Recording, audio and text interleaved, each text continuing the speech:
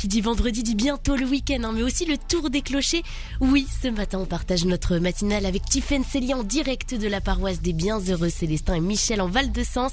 Vous allez pouvoir découvrir ces clochers, son histoire et ceux qui la font vivre au quotidien. Mais avant cela, l'essentiel de l'information aujourd'hui.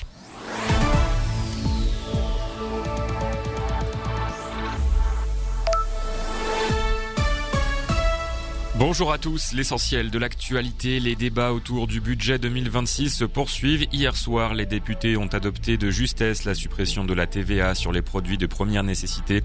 Une mesure assortie d'un blocage des prix, l'adoption reste provisoire. Le texte doit poursuivre son parcours parlementaire. La convocation des dirigeants de Shein devant les députés est décalée au 2 décembre. L'audition était prévue le 26 novembre, mais le groupe évoque un autre rendez-vous important le même jour. La commission de l'Assemblée nationale doit notamment statuer sur la suspension du site en France après la découverte d'objets illicites vendus sur la plateforme.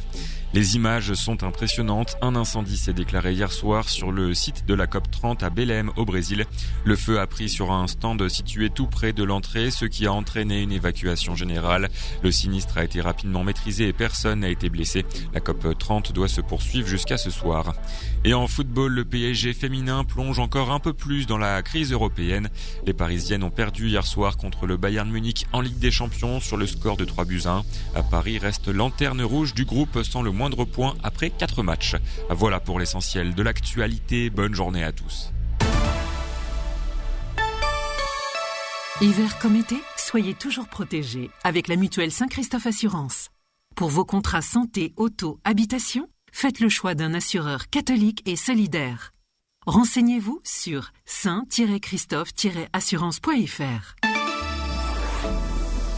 Et ce matin, le département se réveille sous un ciel lumineux par endroits, mais Pontchâteau et ses alentours ressentent encore le froid hivernal, comme toutes les communes aujourd'hui. 4 degrés attendus à Savenay, Nord-sur-Erdre, 5 à Valette, la Boisière-du-Doré et 5 Crespin-sur-Moine, 3 degrés à La Bernerie-en-Ré, Préfaille ou encore Pornic pour ce matin. Cet après-midi, ce sont des belles éclaircies qui domineront, mais les températures resteront toujours aussi fraîches à l'annonce de l'hiver. 7 degrés attendus à Saint-Sébastien-sur-Loire, ou encore Boueil, 6 degrés à Mauves-sur-Loire, Oudon et Carquefou et 7 degrés du côté de Barbâtre, la Fromentine ou encore Saint-Jean-de-Mont. En soirée, le ciel s'assombrit légèrement sur le sud, les températures qui continueront de diminuer. 2 degrés pour cette nuit à La Planche, L'Aille-Foissière et Gorges, 1 degré à Monnières, Le Palais et Château-Thébault et 3 petits degrés à Saint-Brévin, Taron-Plage ou encore Saint-Viaud. Pour ce qui est des marées, la marée basse est attendue aujourd'hui à 14h47. Prochaine marée haute à 18h49 avec un coefficient de 77 pour aujourd'hui. Voilà pour votre météo du jour.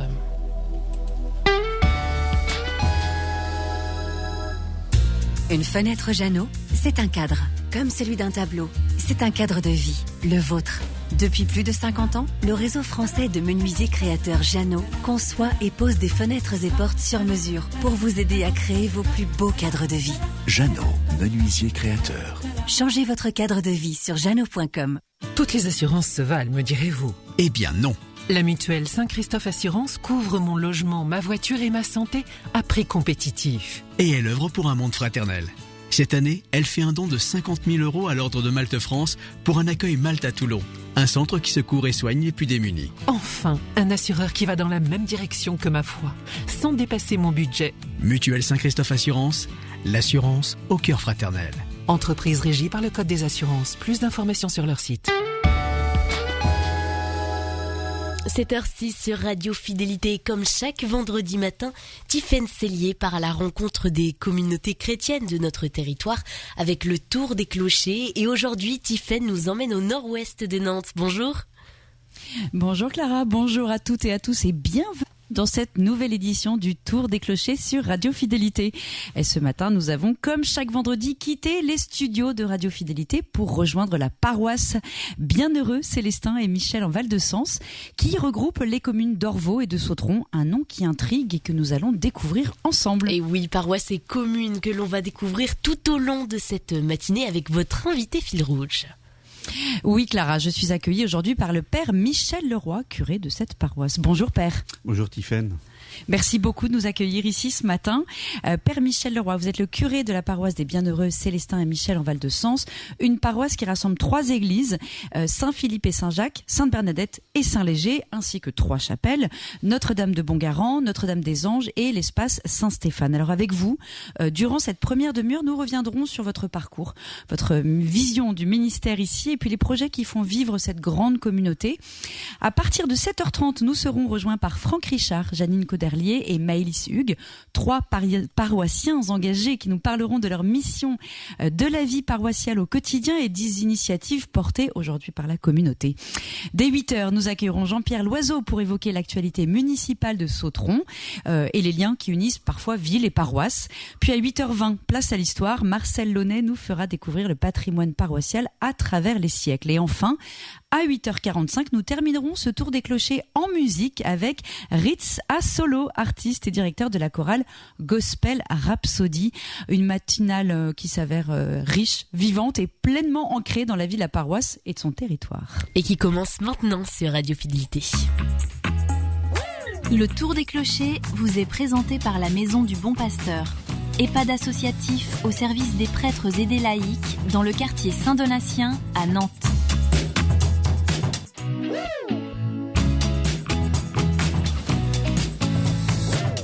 Jusqu'à 9h, c'est le Tour des clochers. Partez à la rencontre de la paroisse et de la ville avec Tiffaine Cellier et ses invités.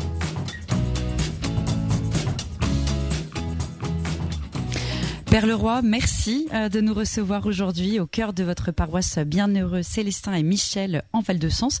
Vous êtes arrivé à Orvault il y a 4 ans. On va parler de votre paroisse, mais avant, je voudrais qu'on parle de vous, de votre parcours. C'est un petit peu la tradition dans le Tour des clochers. Père Michel, avant d'être prêtre, vous étiez professeur de mathématiques. Alors, comment est-ce qu'on passe des équations à l'évangile ? Qu'est-ce qui vous a appelé au sacerdoce ?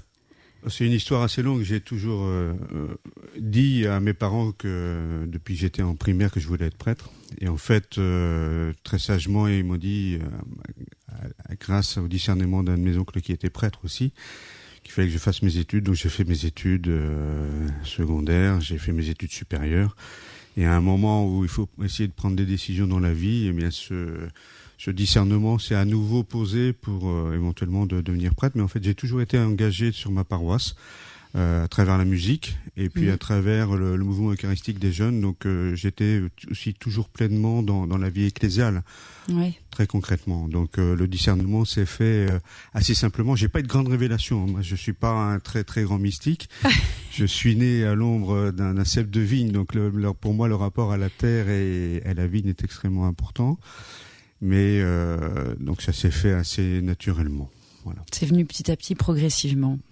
Depuis votre ordination en 1993, vous avez parcouru la Loire-Atlantique, le Temple de Bretagne, la cathédrale de Nantes dont vous avez été recteur pendant 7 ans, de 2006 à 2013, puis Saint-Nazaire pendant 8 ans. Qu'est-ce que cette diversité de lieux et de communautés vous a apporté dans votre ministère ? Alors j'ai eu une grâce et de parcourir le diocèse à travers les paroisses dans lesquelles j'étais, ça c'est sûr, donc j'étais en paroisse, mais aussi j'ai eu un ministère pendant 17 ans au service de liturgie, et donc j'ai aussi parcouru le diocèse en long, en large et en travers pour assurer beaucoup de formations, aller à la rencontre de beaucoup de communautés, donc j'ai encore un peu de connaissance du diocèse. J'ai vu l'évolution du diocèse sur les 25 dernières années. Évolution à tout point de vue, hein. C'est à la fois au niveau social, socio-économique, mais aussi au niveau des communautés chrétiennes, des communautés religieuses aussi. C'est pour moi c'est une grande grâce, hein. Et puis étant aussi 7 ans à la cathédrale, c'est un lieu où on accueille le diocèse, donc on vit avec les différentes réalités, les mouvements et les services, là, du coup, un beaucoup plus. Donc, j'ai ces double casquettes, et c'était l'occasion de rencontrer énormément de prêtres, de chrétiens engagés, que j'ai retrouvés dans les différentes formations, et que j'ai retrouvés ici, en arrivant, alors déjà en étant à Saint-Nazaire, et que j'ai retrouvé aussi en arrivant à Orvault-Sautron, ce qui a, pour moi, m'a facilité énormément dans ma connaissance des communes. L'évolution du diocèse que j'ai vécu depuis 25 ans, c'est un engagement fort des chrétiens baptisés, laïcs, qui dans la vie des communautés. Donc on a essayé, dans les différentes missions que j'ai eues, d'accompagner ces changements. Oui, vous avez formé près de 800 laïcs à la liturgie, effectivement. Ça fait partie d'un de vos grands rôles du diocèse, parce que vous avez donc un rôle paroissial, mais un rôle diocésain aussi très fort. Vous avez notamment été chargé par le diocèse de Nantes du suivi de la restauration de la cathédrale depuis juillet 2020. Concrètement, en quoi consiste votre mission, qui est en lien, je le précise, avec la DRAC, la direction régionale des affaires culturelles, et comment est-ce que vous avez vécu ces 5 années d'accompagnement de ce chantier que l'on peut qualifier d'exceptionnel? Je vais revenir un tout petit peu juste avant là sur les 800 laïcs. En fait, j'ai été missionné pour mettre en place l'accompagnement des familles en deuil sur le diocèse. Donc ça a été vraiment une mission à partir de 1996. Donc j'étais jeune prêtre. Et ça a été un défi, mais une belle chance. Donc les 800 laïcs, c'est les 800 officiants qui, à l'époque, ont été formés par nos soins. Mm-hmm. Mais ça, on a touché indirectement par les formations sur la période, sur 15 ans, plus de 3000 ou 4000 personnes dans les formations, ce qui est quand même énorme. Très énorme. Voilà, donc c'était simplement pour dire qu'il y a eu vraiment, pour moi c'est une image, mais il y a d'autres lieux pastoraux où les laïcs, les chrétiens se sont engagés très fortement et s'engagent très fortement. Oui. Voilà, donc mais j'y reviendrai aussi tout à l'heure en parlant de la paroisse pour dire que c'est quelque chose d'extrêmement important pour moi. Oui, tout à fait. Donc le chantier de reconstruction de la cathédrale, de fait, moi je suis arrivé sur ce chantier parce que, comme vous l'avez dit, j'ai été recteur de la cathédrale. C'est-à-dire que la cathédrale est passée d'un statut paroissial, quand j'étais arrivé aussi, j'étais curé de Sainte-Croix, et à un statut de sanctuaire, c'est-à-dire que la cathédrale n'était plus église du diocèse, donc principalement. C'est-à-dire qu'on voit bien qu'un bâtiment comme celui-ci, qui fait venir, avant l'incendie, qui faisait venir jusqu'à 400 000 personnes par an, et donc est un lieu qui vit en permanence. Donc à la différence de nos paroisses ou de nos églises, donc on a des célébrations de temps en temps aussi dans le rural, même de manière de plus en plus épisodique, tandis que la cathédrale vit 7 jours sur 7, j'allais dire 24 heures sur 24, pas exactement, mais énormément, et donc il y a une animation très particulière. Et donc voilà, donc ma compétence, c'est d'avoir été recteur à un moment où on a remis sur pied la maîtrise de la cathédrale, donc avec une maîtrise qui se porte bien, très bien actuellement. Il y a une émission à faire sur la maîtrise, là, au passage, sur la cathédrale. Il y en a, ça se fait. Mais on va refaire, vous avez raison. Voilà, et donc, et puis il y avait la rénovation du chœur liturgique, en 2013, j'étais à ce moment-là aussi. Oui. Et donc j'ai été sollicité parce que je suis un peu musicien aussi, je m'intéresse à l'orgue. Donc on m'avait appelé d'abord pour ça, et puis donc voilà, très rapidement il s'est avéré qu'il fallait penser la restauration dans son ensemble, avec évidemment sous la responsabilité de la direction régionale des affaires culturelles, la DRAC, parce que la cathédrale n'appartient pas à la ville, donc la commune de Nantes n'a pas directement à voir avec la reconstruction de la cathédrale, même si elle va intervenir précisément là en donnant de l'argent pour la verrière qui va être reconstruite. Oui. Voilà. C'est un chantier en cours. Ouais, un chantier en cours, mais la DRAC a mis en place des groupes de travail pour les différents éléments, pour les orgues, pour la partie technique, donc la partie électricité, pour la verrière, et puis pour d'autres choses. Donc nous, notre enjeu, c'était de pouvoir dire aux responsables de l'État, voilà, quels sont nos besoins. Et ils avaient besoin de ça, parce que pour une restauration, je prends souvent cet exemple-là, très concret. Moi, je suis l'homme des prises électriques, c'est-à-dire que le recteur qui a été nommé, le père Sébastien Catroux, qui fait un travail remarquable, qui a pris depuis 1 an la responsabilité de la cathédrale, lui, il s'occupe de la vie de la cathédrale. Moi, je suis là pour faciliter cette vie de la cathédrale avec ce que je sais. Maintenant, Donc, savoir par exemple où on met une prise électrique, ça veut dire savoir qu'est-ce qu'on fait dans la cathédrale, de quoi on a besoin concrètement dans la cathédrale. Donc, c'est la vie de la cathédrale et ce qu'on veut en faire qui va déterminer tous les aspects techniques. Et puis, on a aussi décidé à la faveur du dépoussiérage, de la décontamination, mais aussi de la restauration des tableaux. On a décidé aussi de repenser un itinéraire dans la cathédrale. Là, ça aussi, c'est en cours et c'est pas tout à fait terminé. Voilà. Mais c'est une belle réalisation pour que les gens, il y a énormément de personnes qui passent actuellement à la cathédrale. À chaque fois que j'y vais, je suis surpris. Elle est pleine. Elle est pleine. Et c'était attendu vraiment. Mais elle est magnifique. Un travail qui a été extraordinaire. Et la réouverture était bien attendue. Il fallait quelqu'un qui connaisse bien la cathédrale pour pouvoir gérer ce chantier. Eh bien, je vous propose, là, maintenant, d'écouter la parole, prendre un temps pour écouter l'évangile de ce vendredi, fête de la présentation de la Vierge Marie. Il s'agit de l'évangile selon saint Matthieu, chapitre 12, versets 46 à 50, commenté par le Père Éon. On écoute. Évangile de Jésus-Christ selon saint Matthieu. En ce temps-là, comme Jésus parlait encore aux foules, voici que sa mère et ses frères se tenaient au dehors, cherchant à lui parler.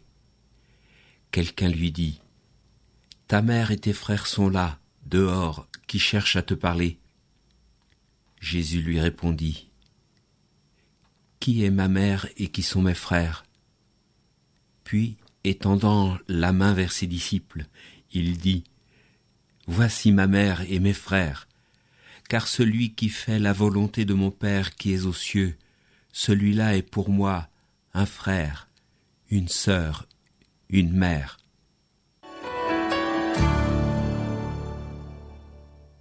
Il y a quelque temps, je lisais la notice nécrologique d'un moine bénédictin d'une abbaye de Bretagne, et je découvrais que ce bon frère était entré au monastère à l'âge de 14 ans. C'était dans les années 1920. Son père l'avait amené un dimanche voir un de ses frères qui était déjà moine, et il lui avait demandé « Ça ne te plairait pas de rester au monastère ?» Et le gamin avait dit oui, et il y est resté plus de 70 ans. Nous sommes assez mal à l'aise aujourd'hui devant de telles pratiques. Est-ce que la liberté de l'enfant est bien respectée ? Est-ce que ce n'est pas la volonté des parents qui s'impose à l'enfant ? On peut se poser la même question au sujet de la Vierge Marie. On fête aujourd'hui la présentation de la bienheureuse Vierge Marie au Temple. Est-ce que Anne et Joachim n'ont pas outrepassé leur autorité sur cet enfant en la consacrant au Seigneur dès son plus jeune âge ? Est-ce que ce n'est pas leur volonté qu'ils faisaient ? Et certains se posent la même question pour le baptême des petits bébés, car le baptême est vraiment une consécration au Seigneur. Est-ce que les parents n'imposent pas leur volonté à leur enfant sans lui demander son avis ? Et voilà que dans l'évangile que nous venons d'entendre, Jésus vient, passez-moi l'expression, en rajouter une couche, en disant que son frère, sa sœur, sa mère, c'est celui qui fait la volonté de son Père.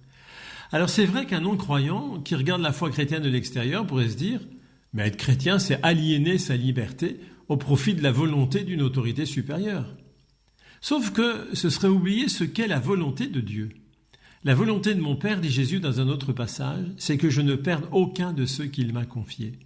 Autrement dit, le désir, le grand désir de mon Père, sa volonté, c'est que personne ne se perde, c'est qu'aucun homme ne soit exclu de son amour, c'est qu'aucun homme ne soit exclu de l'amour de ses frères, c'est qu'aucun homme ne soit exclu de l'humanité éternellement.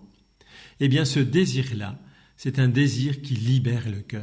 En épousant la volonté de Dieu, en partageant son désir, je n'aliène pas ma liberté, je n'emprisonne pas mon cœur, mais au contraire, j'épanouis ce qu'il y a de plus profond dans mon cœur, à savoir ce désir de m'ouvrir de plus en plus largement à l'infini pour qu'il n'y ait plus de barrière en moi et que, comme dit saint Paul, personne ne se sente à l'étroit en mon cœur.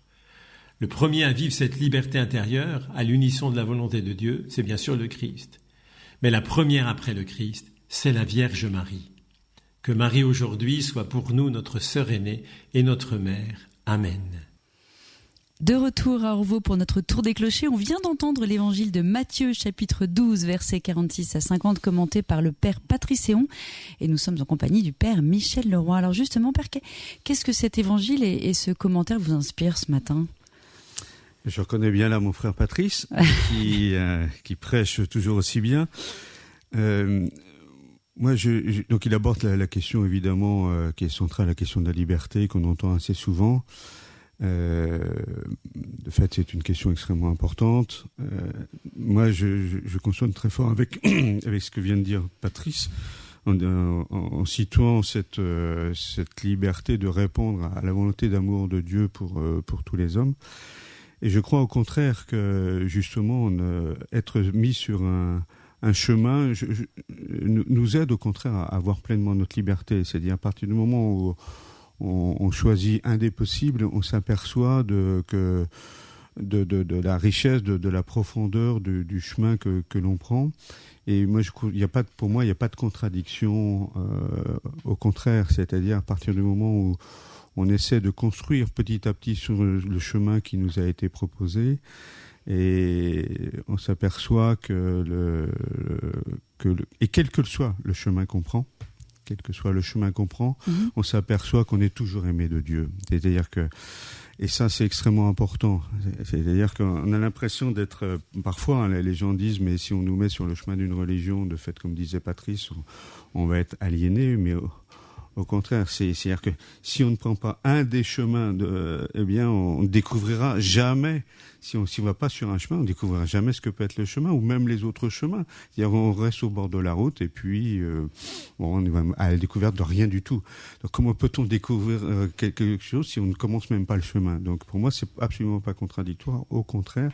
Mais surtout, ce qui est important, c'est que quel que soit le chemin qu'on prend, on découvre qu'on est aimé de Dieu. Alors cette fête de la présentation de Marie, on voit bien que Marie était celle qui a accompagné Jésus sur tous ses chemins, et elle est là aussi pour nous accompagner. Alors pour arriver à votre paroisse, votre arrivée ici à Orvaux-Sautron, donc vous êtes arrivé en septembre 2021, quel regard vous portez justement sur ces deux communes et sur leurs habitants? Qu'est-ce qui caractérise cette communauté chrétienne? Alors, avant de caractériser la communauté chrétienne, pour moi, deux choses importantes. La première, quand j'arrive dans une paroisse, décidé d'arriver sur une paroisse, je me dis qu'il y a de toute façon une foi chrétienne, une vie chrétienne qui s'est vécue avant moi, que je rejoins. Mmh.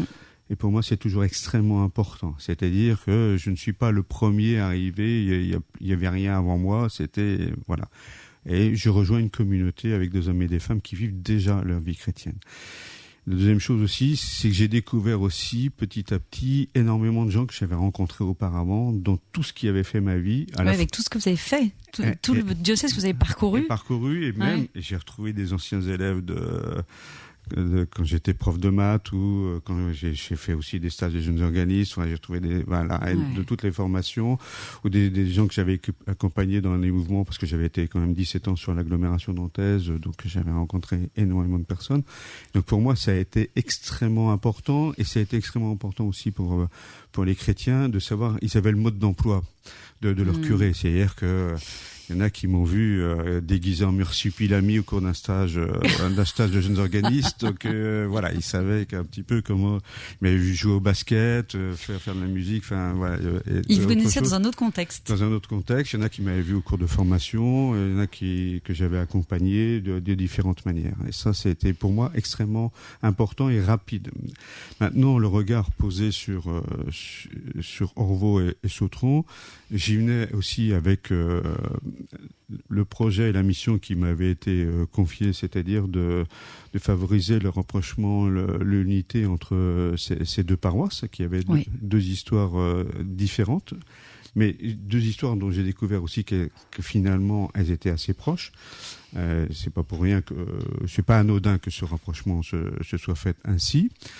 Même si, comme chaque communauté, et même chaque communauté actuellement, autour de chaque église, les histoires sont différentes, parce que c'est pas les mêmes personnes. C'est-à-dire que les chrétiens sont pas interchangeables. Donc, la vie des parents se fait à partir des gens qui sont là. Donc, voilà. Donc, un regard sur des communautés aussi extrêmement vivantes, au sens où sociologiquement, on est dans la banlieue donc dans ce contexte nantais de développement, d'arrivée de population pour le travail, donc très dynamique, et donc une arrivée régulière de personnes.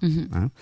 Et donc à la fois pour le travail, mais aussi dans le quartier de Plaisance, aussi un quartier plus précaire. Plus précaire, voilà, avec des migrants, hein, qu'on évoquera tout. Dont on va parler avec Janine Caudrelier qui vient tout à l'heure. Voilà, c'est une réalité extrêmement importante. Voilà, donc on a une diversité sociologique extrêmement forte. Moi, je dis un dégradé, donc on va de un kaléidoscope, dit l'évêque. Oui, exactement, c'est ça. Oui.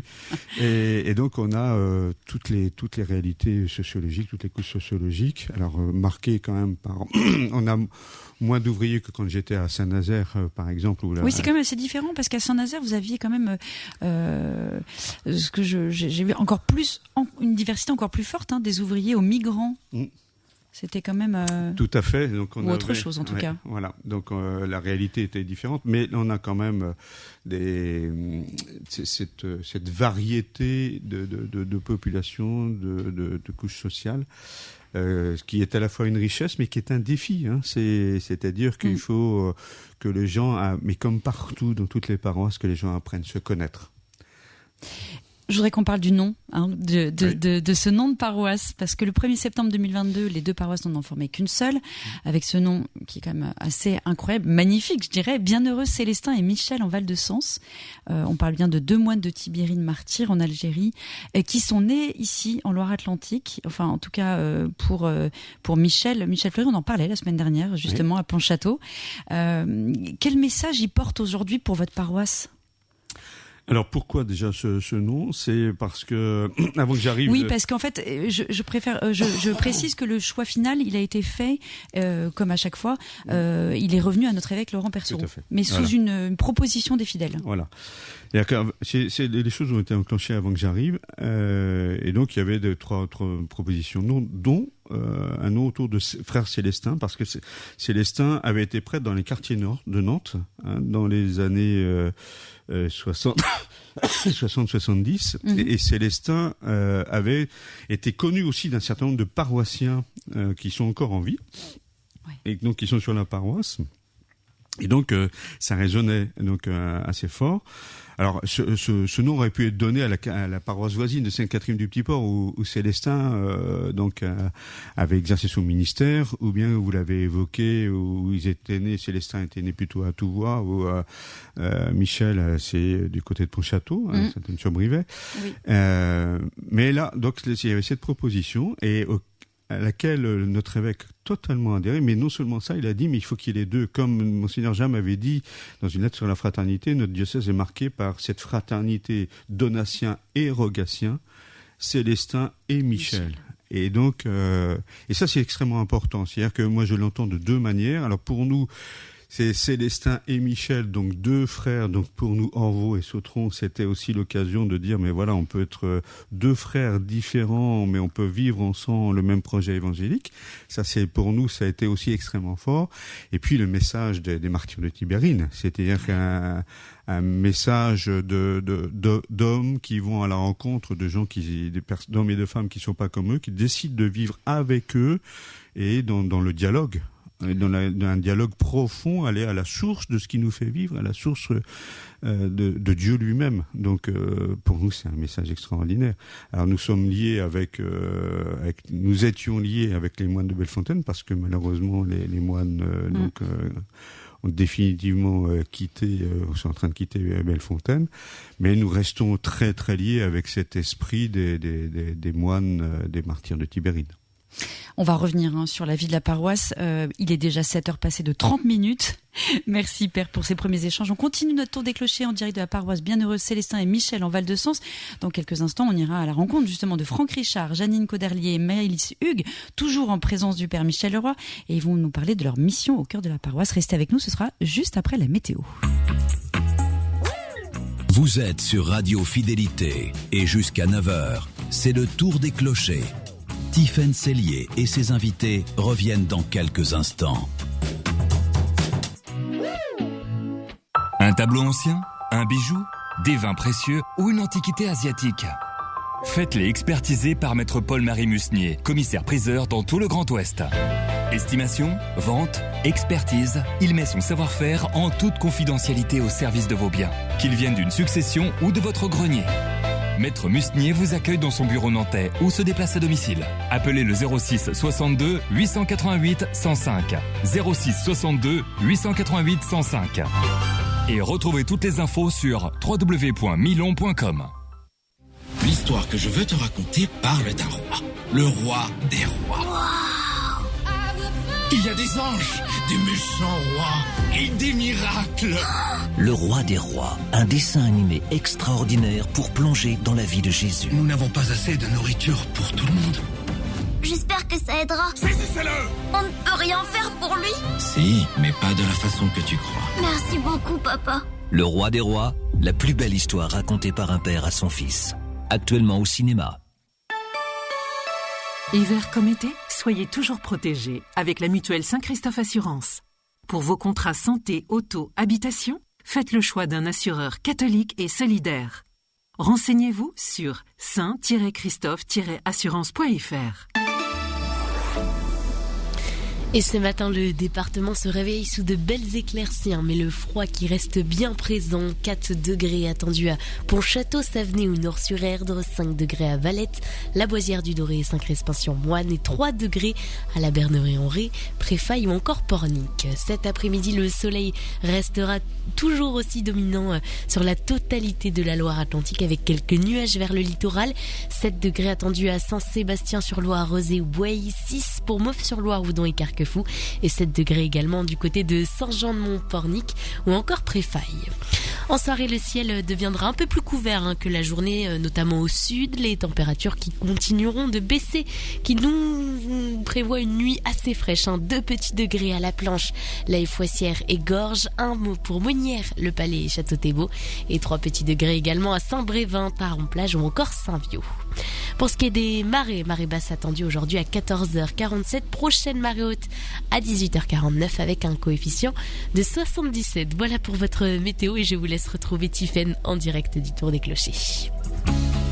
C'est le Tour des Clochers. Il est 7h33 et nous poursuivons notre tour des clochers en direct de la paroisse d'Orvaux et Sautron, la bien nommée Bienheureux Célestin et Michel en Val-de-Sens en compagnie du père Michel Leroy.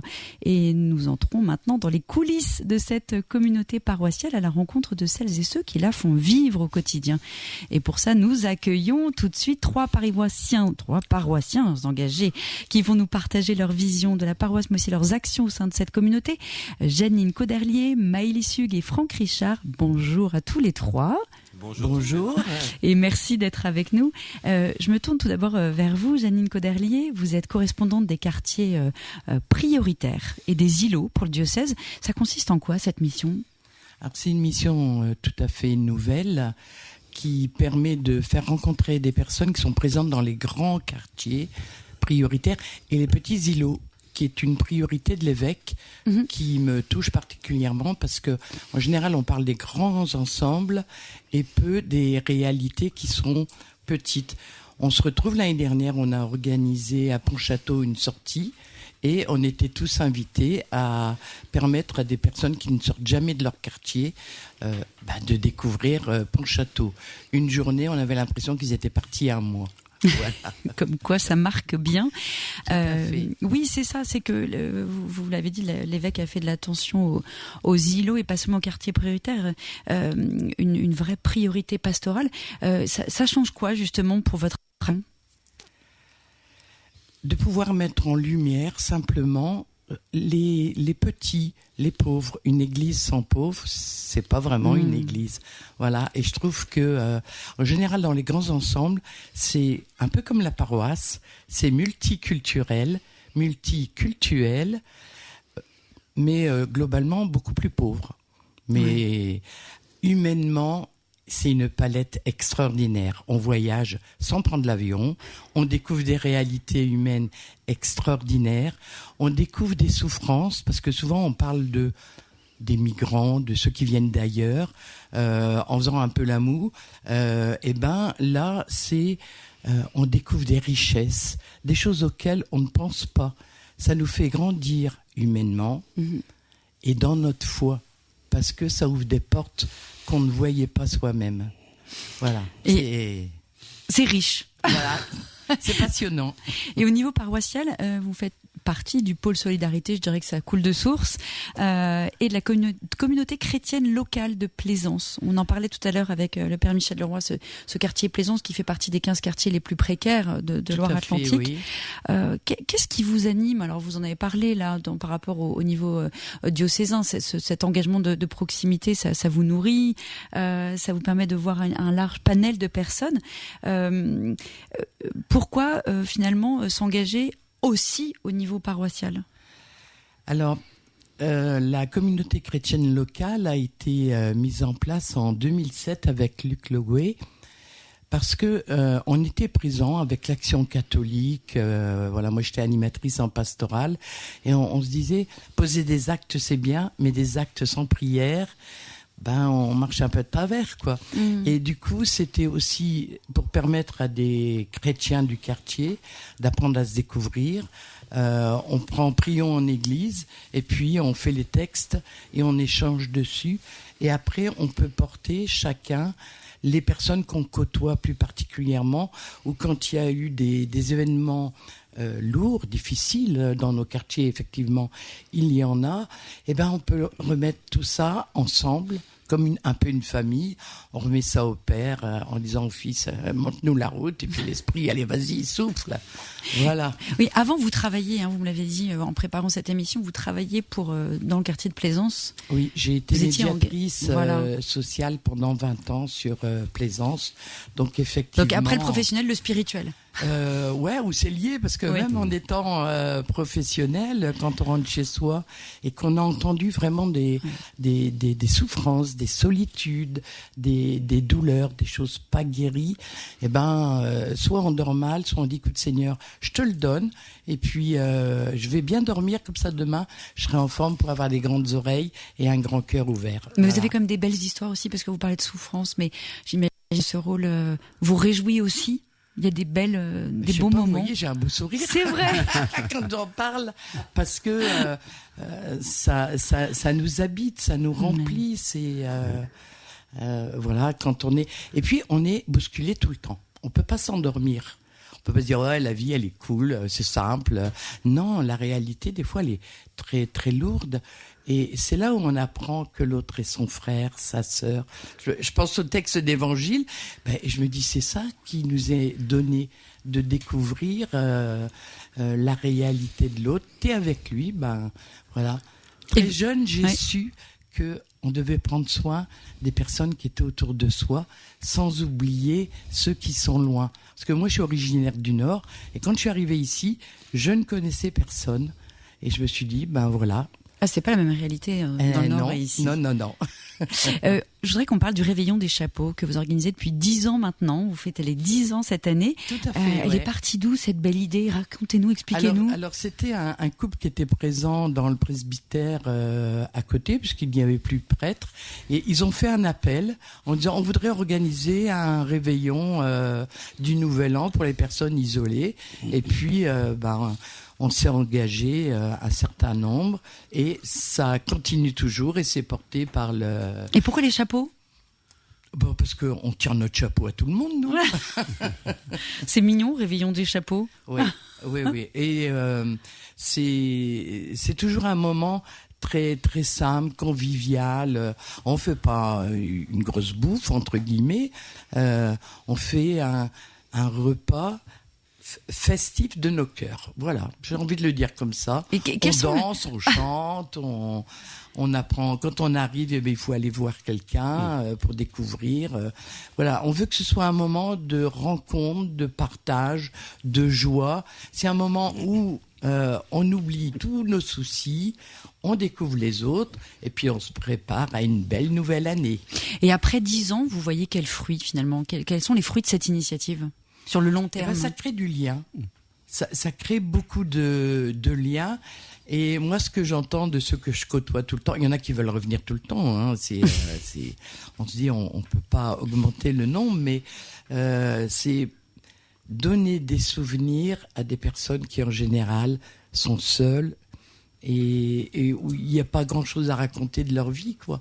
Alors là, quand on demande de ce qu'ils ont vécu, on a l'impression qu'ils ont fait une fête extraordinaire. Alors c'est tout simple. Vous y participez, Père, de temps en temps ? Oui, tous les ans ? Tous les ans, oui, bien sûr. C'est une fête extraordinaire quand même. Moi, je trouve qu'il y a cette simplicité vraiment qui...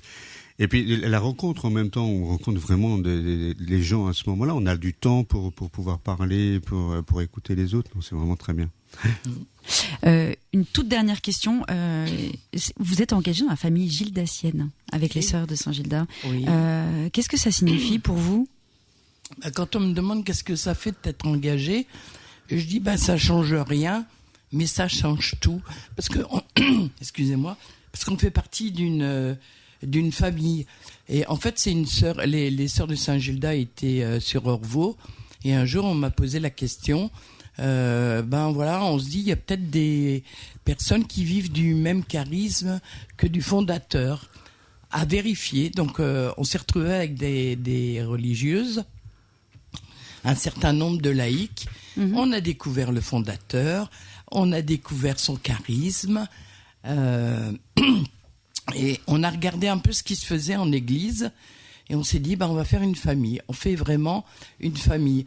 Ce qui veut dire que dans nos actions de tous les jours, parce que on est tous très différents, investis ou dans le social ou dans l'église ou partout où il y a de la vie, quand on se retrouve, c'est toujours la question de on a plus grand que nous et on peut remettre, et on fait vraiment partie de l'église avec un beau E.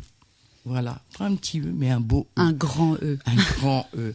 Et ce que je veux dire, c'est que moi, je suis dans la famille gildasienne, mais sur la paroisse, parce qu'on parle de la paroisse, il y a un certain nombre de personnes qu'on ne sait pas forcément, mais qui sont engagées. Et au niveau de l'Église, aujourd'hui, et je pense que l'évêque l'a souligné il y a peu de temps, il y a beaucoup de personnes anonymes comme moi qui sont engagées. On est les petites mains, les petits traits d'union, voilà, on est le petit sourire du trottoir. Tiens, j'ai envie de le dire comme ça aujourd'hui. Et parmi ces petites mains, on est aussi avec Franck Richard. C'est le tour des clochers. Franck Richard, vous êtes paroissien de Sautron, vous êtes aussi conseiller municipal. Je me tourne maintenant vers vous parce que vous faites partie de la paroisse de Sautron, donc vous avez vécu ce rassemblement des deux paroisses de Sautron et Orvaux. Quel regard vous portez sur cette paroisse Bienheureux Célestin et Michel en Val-de-Sens et sur ce rapprochement? Alors pour moi, ça serait plutôt une communauté paroissiale jeune, vivante, qui voit son identité reconnue peu à peu, une paroisse qui vit en somme. C'est vrai que le rapprochement entre les deux paroisses n'allait pas forcément de soi. Ah, c'est pas ce que disait le père Michel. Mais je vous expliquerai tout à l'heure là-dessus. On pouvait imaginer des réticences en tous les cas. Ah voilà, c'est ça. D'une part, le passage d'une EAP de conduite à une organisation. Alors EAP de conduite pour les auditeurs qui connaissent pas, dans laquelle les laïcs prennent les responsabilités de la coordination et du pilotage de la paroisse. Voilà, et donc on n'a pas un curé mais un prêtre. Un prêtre modérateur. C'était le cas pendant 12 ans. C'était le cas pendant 12 ans sur la paroisse de Sautron. Oui. Donc c'était déjà une première étape peut-être à franchir, et puis aussi ce rapprochement géographique aussi. Donc au final, c'est vrai que ça a été l'occasion sans doute de se questionner, de vivre d'autres réalités. De remettre un peu en cause ses pratiques. Exactement, d'interroger ses fonctionnements et de s'enrichir mutuellement. Et c'est aussi cela qui est en train de se vivre à mon sens. C'est cette interconnaissance qui progresse, qui évolue et qui fait qu'il y a cet enrichissement mutuel qui est à l'œuvre. Vous vouliez toucher un mot, Père Michel, pendant qu'on y est justement sur ces deux paroisses qui finalement étaient très différentes quand même. Alors, oui et non. Dans leur façon de fonctionner. Hein. Alors voilà, c'est ça. Dans les façons de fonctionner, oui et non, là aussi. Oui. C'est intéressant, oui et non. Oui et non. C'est ce qui fait la complexité aussi, la richesse et la complexité du rapprochement.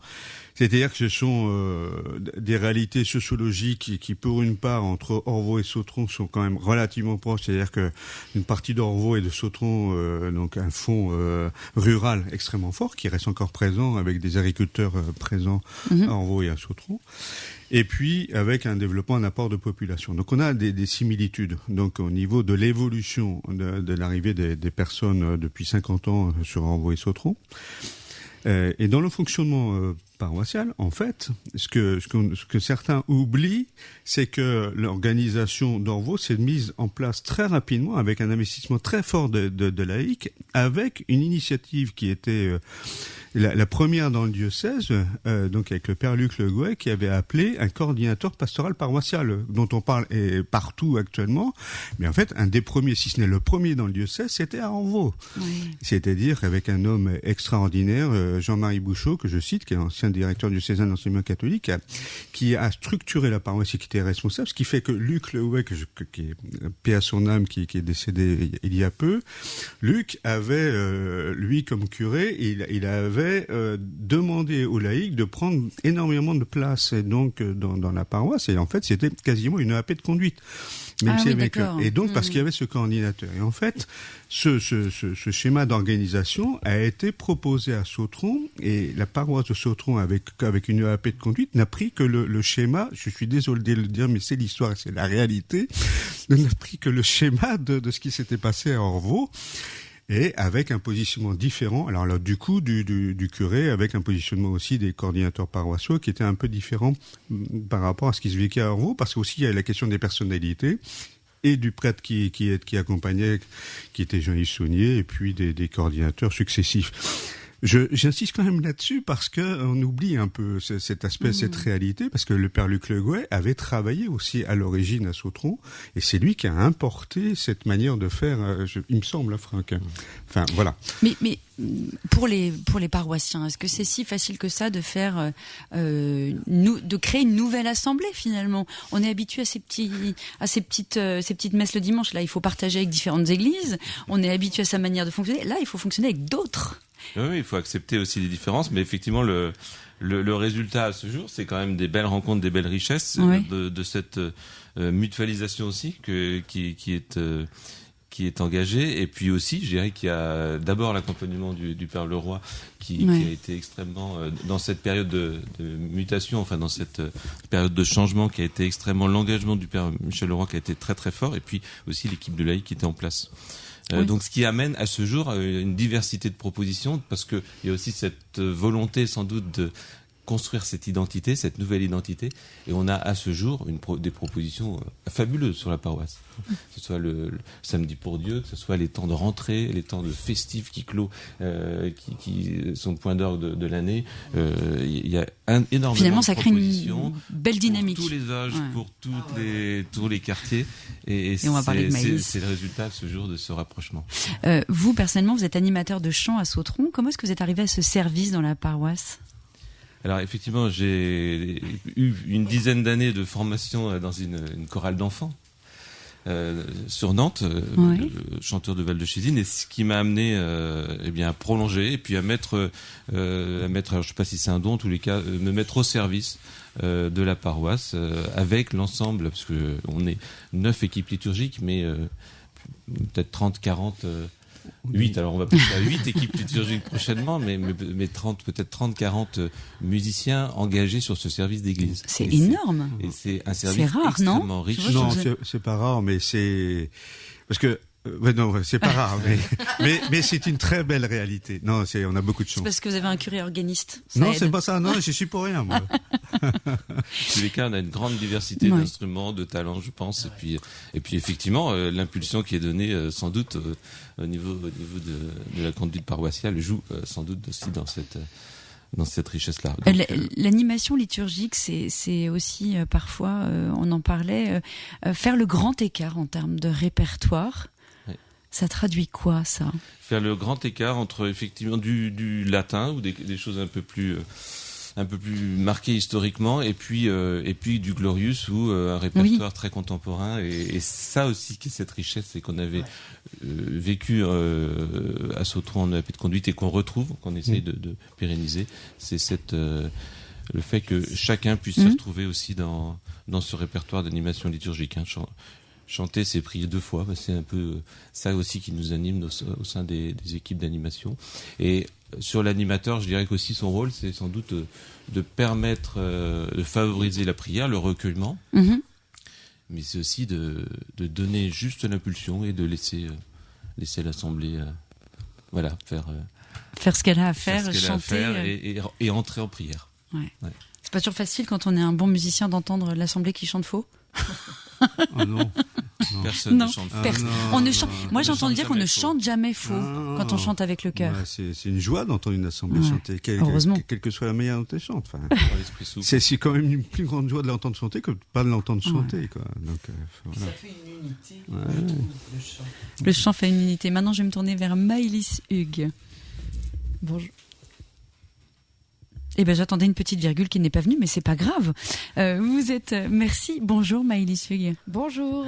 Et merci d'être avec nous pour ce tour des clochers en direct d'Orvaux. Vous êtes arrivé il y a 3 ans, au moment du regroupement des paroisses d'Orvaux et Sautron. Donc, vous n'avez pas vécu ce rassemblement, mais vous êtes arrivé dessus, comme c'était fait. C'est ça, exactement. Il n'y a plus qu'à faire. Sans l'historique. Voilà. Vous habitez à côté de l'église Saint-Léger à Orvaux. Et en tant que jeune maman, avec, on peut le dire, un regard neuf sur la paroisse, qu'est-ce qui vous a frappé en arrivant ? Je dirais que la première chose qui m'a frappé, qui nous a frappé donc avec mon mari, c'est l'accueil des paroissiens. Voilà, parce que on rêve tous d'une paroisse où des gens arrivent à la fin de la messe en nous disant viens prendre l'apéro, voilà. Et c'est ce qu'on a eu. Et donc un véritable accueil dans le sens de la rencontre qui était véritablement vécu. Et donc il y avait donc c'est vraiment ça que je retiens en premier. Ouais. Et aussi cette multitude de personnes qui sont différentes et qui composent l'assemblée paroissiale finalement. Voilà. C'est les 2 choses auxquelles je pense là. Oui, on imagine que c'est pas forcément de prendre pas facile de prendre sa place dans une paroisse qui venait d'être bouleversée par un regroupement. Et puis bon, vous êtes engagé dans le AP, vous représentez une jeune génération. Il y a peut-être des plus anciens qui se disent elle va encore tout vouloir bouleverser alors qu'on vient de vivre un bouleversement. À peu près, oui. Comment on arrive comme ça dans une équipe de AP déjà qui se connaît déjà ou en tout cas qui voilà, il faut faire preuve de quoi, de finesse, de délicatesse. Exactement. Alors déjà, j'ai beaucoup de chance parce qu'en fait, on est en binôme avec Thibaut Marseille, donc qui s'occupe aussi de la communication, et donc lui qui est qui était là avant moi et sur la paroisse, et donc qui a un peu plus d'historique que moi. Donc ce qui est intéressant pour nous, c'est que moi j'arrive avec ce regard, comme vous dites, neuf, et lui a eu cet historique. Donc je pense que notre mission est plus facile dans ce sens-là, où on a 2 regards qui se croisent finalement, avec cette même volonté de porter la paroisse et de l'accompagner dans des en l'occurrence là faire évoluer la communication de la paroisse. Voilà. Ouais. Et avant d'entrer dans l'action de communication, on dit que l'Église, enfin on souhaite nous catholiques que l'Église soit unie, soit une. Malgré tout, elle est plurielle. Et il faut faire avec les différentes sensibilités, les différentes caractéristiques qui composent et les différents caractères qui composent la paroisse.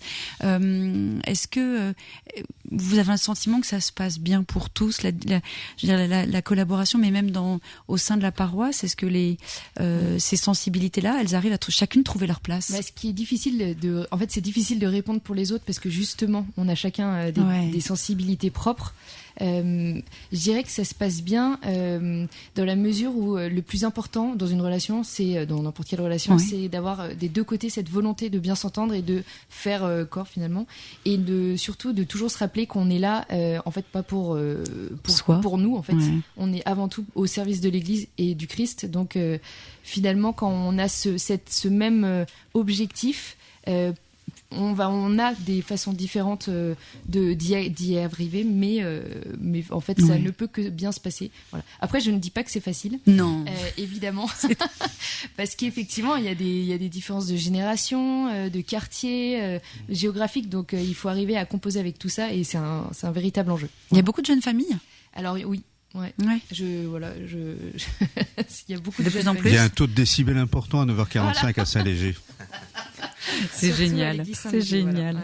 Voilà. Ouais. Pour revenir à la communication que vous assurez donc avec Thibaut Marseille, la communication, on le voit dans toute organisation, entreprise, association, c'est le parent pauvre, puisque on la met en place quand on peut la mettre en place. Qu'est-ce que ça veut dire ici, communiquer au sein de la paroisse Bienheureux Célestin et Michel en Val-de-Sens? Donc effectivement, comme le disait Franck tout à l'heure, il y a beaucoup de propositions qui sont faites au sein de la paroisse. Et donc, un des premiers enjeux, c'est d'arriver à être présent un peu partout, ce qui, aujourd'hui, n'est pas encore totalement acquis parce que on met en place doucement. En fait, il faut arriver à reprendre ce qui existait déjà, comme pour pas arriver avec des gros sabots et dire attention, on va tout transformer.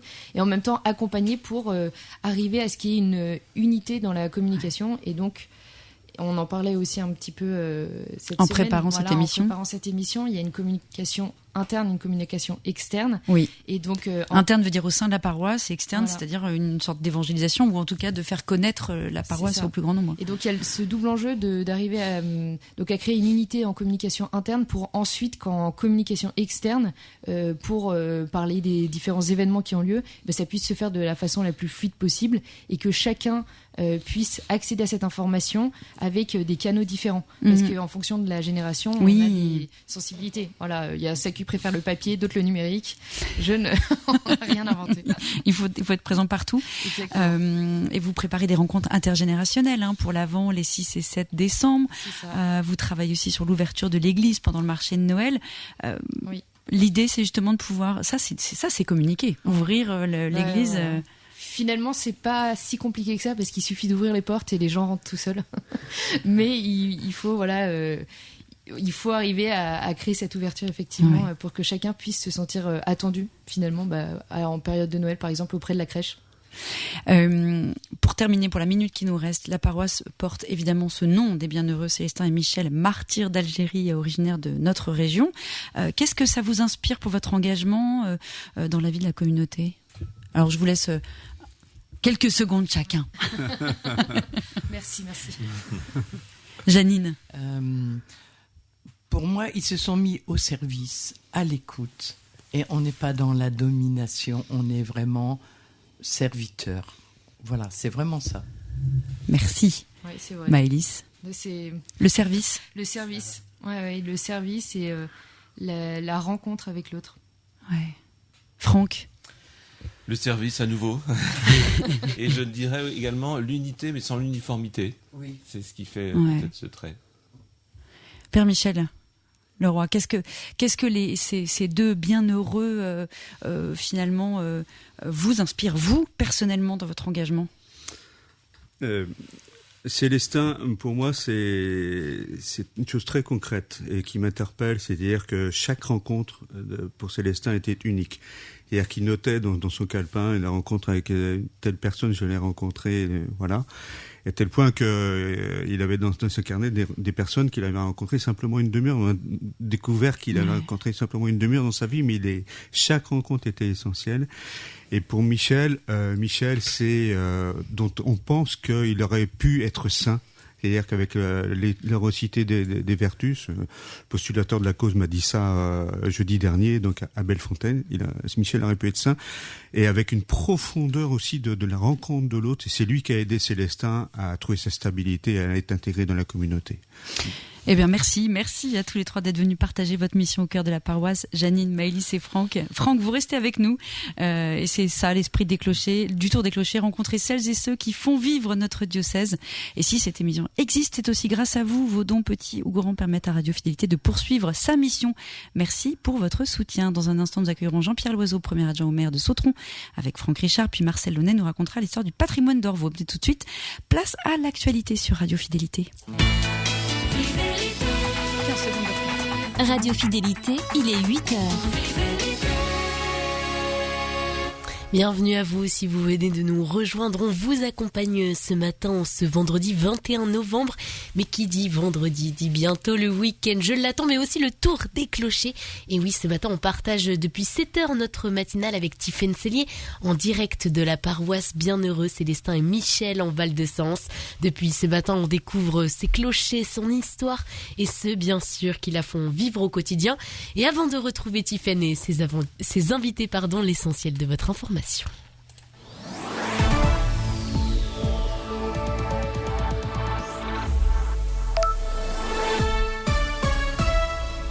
Bonjour à tous. L'essentiel de l'actualité, la COP30 au Brésil. Plus de 30 pays dont la France menacent de bloquer l'accord final jugé trop faible sur la sortie des énergies fossiles. Ils estiment que le texte ne comporte aucune feuille de route pour éliminer le pétrole, le charbon et le gaz, pourtant responsables majeurs du réchauffement. La Russie, la Chine, l'Inde, l'Arabie Saoudite et le Nigeria s'opposent à l'inclusion de ce point dans le texte. Le sommet doit se conclure aujourd'hui. Sur les routes, aujourd'hui et demain, la neige pourrait concerner une bonne partie des régions, même à basse altitude, du centre au quart nord-est en passant par le Massif central et les Alpes. Les débats autour du budget 2026 se poursuivent. Hier soir, les députés ont adopté de justesse la suppression de la TVA sur les produits de première nécessité, une mesure assortie d'un blocage des prix. L'adoption reste provisoire, le texte doit poursuivre son parcours parlementaire. Et puis Chine devra finalement répondre aux députés le 2 décembre. Le groupe chinois n'était pas disponible le 26 novembre, la semaine prochaine, jour où la justice examine une possible suspension du site après la vente de poupées sexuelles enfantines et d'armes interdites. Chine dit vouloir coopérer et a suspendu les vente des vendeurs tiers sur sa plateforme en France. Fin de ce flash, excellente journée.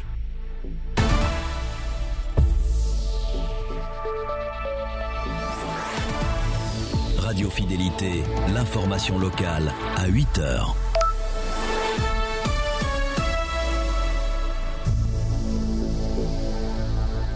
Et à la une de l'actualité, vous payez votre eau de plus en plus cher. C'est ce que dénonce l'UFC Que Choisir. L'association révèle que ce sont les consommateurs et non les pollueurs qui assument presque seuls la dépollution de l'eau du robinet. Résultat, une hausse de 16% des factures depuis 2023 alors que la pollution aux pesticides et micropolluants explose. Pour frapper les esprits, elle distribue dès aujourd'hui des fausses factures partout en France adressées aux élus pour rappeler que ce sont les Français qui payent la note et qu'elle pourrait encore grimper. Si vous passez par la Cité des Congrès aujourd'hui, sachez qu'une grande journée est consacrée aux violences faites aux femmes. Plus de 600 professionnels se réunissent pour mieux comprendre, mieux repérer et mieux protéger. Parmi eux, l'ex-coprésident de la Civise, Édouard Durand, figure majeure de la lutte contre les violences sexuelles. En Loire-Atlantique, ces violences touchent 6000 femmes chaque année et l'Observatoire départemental le répète. On ne repère pas assez, on n'en parle pas assez. Alors que poser la question peut tout changer. Les équipes sociales et médicales sont désormais formées pour accueillir la parole et orienter les victimes. Toujours du côté médical, la construction du futur CHU de Nantes se poursuit, mais il a désormais un nom officiel. Après plusieurs semaines de consultation et près de 10 000 votes du grand public, le nouvel établissement sera donc baptisé Hôpital Loire Santé. Il devra donc ouvrir ses portes sous ce nom en 2027 sur l'île de Nantes. Et les radios associatives, elles, sont menacées de fermer leurs portes. L'association Flip, engagée depuis plus de 20 ans dans la formation des jeunes aux médias audiovisuels, lance un appel au secours. Faute de subventions suffisantes, la structure, déjà contrainte de réduire ses effectifs, craint de ne pas passer l'hiver. Elle a ouvert une campagne de dons pour éviter la fermeture. Une autre association du secteur, Pop Media, alerte elles aussi sur une situation financière fragile. Voilà pour votre journal d'information locale en ce vendredi 21 novembre. Hiver comme été, soyez toujours protégés avec la mutuelle Saint-Christophe Assurance. Pour vos contrats santé, auto, habitation, faites le choix d'un assureur catholique et solidaire. Renseignez-vous sur saint-christophe-assurance.fr.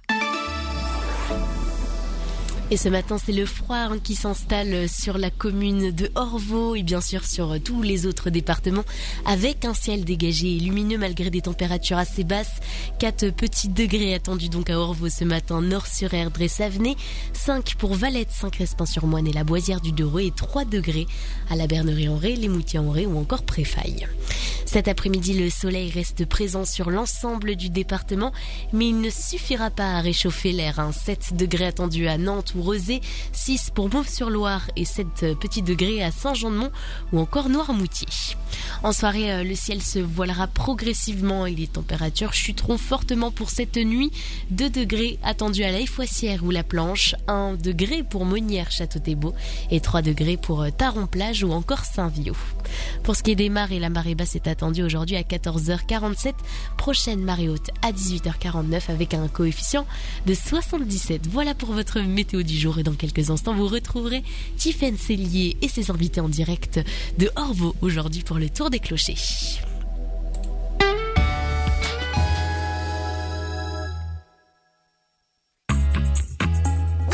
Le Tour des Clochers vous est présenté par la Maison du Bon Pasteur.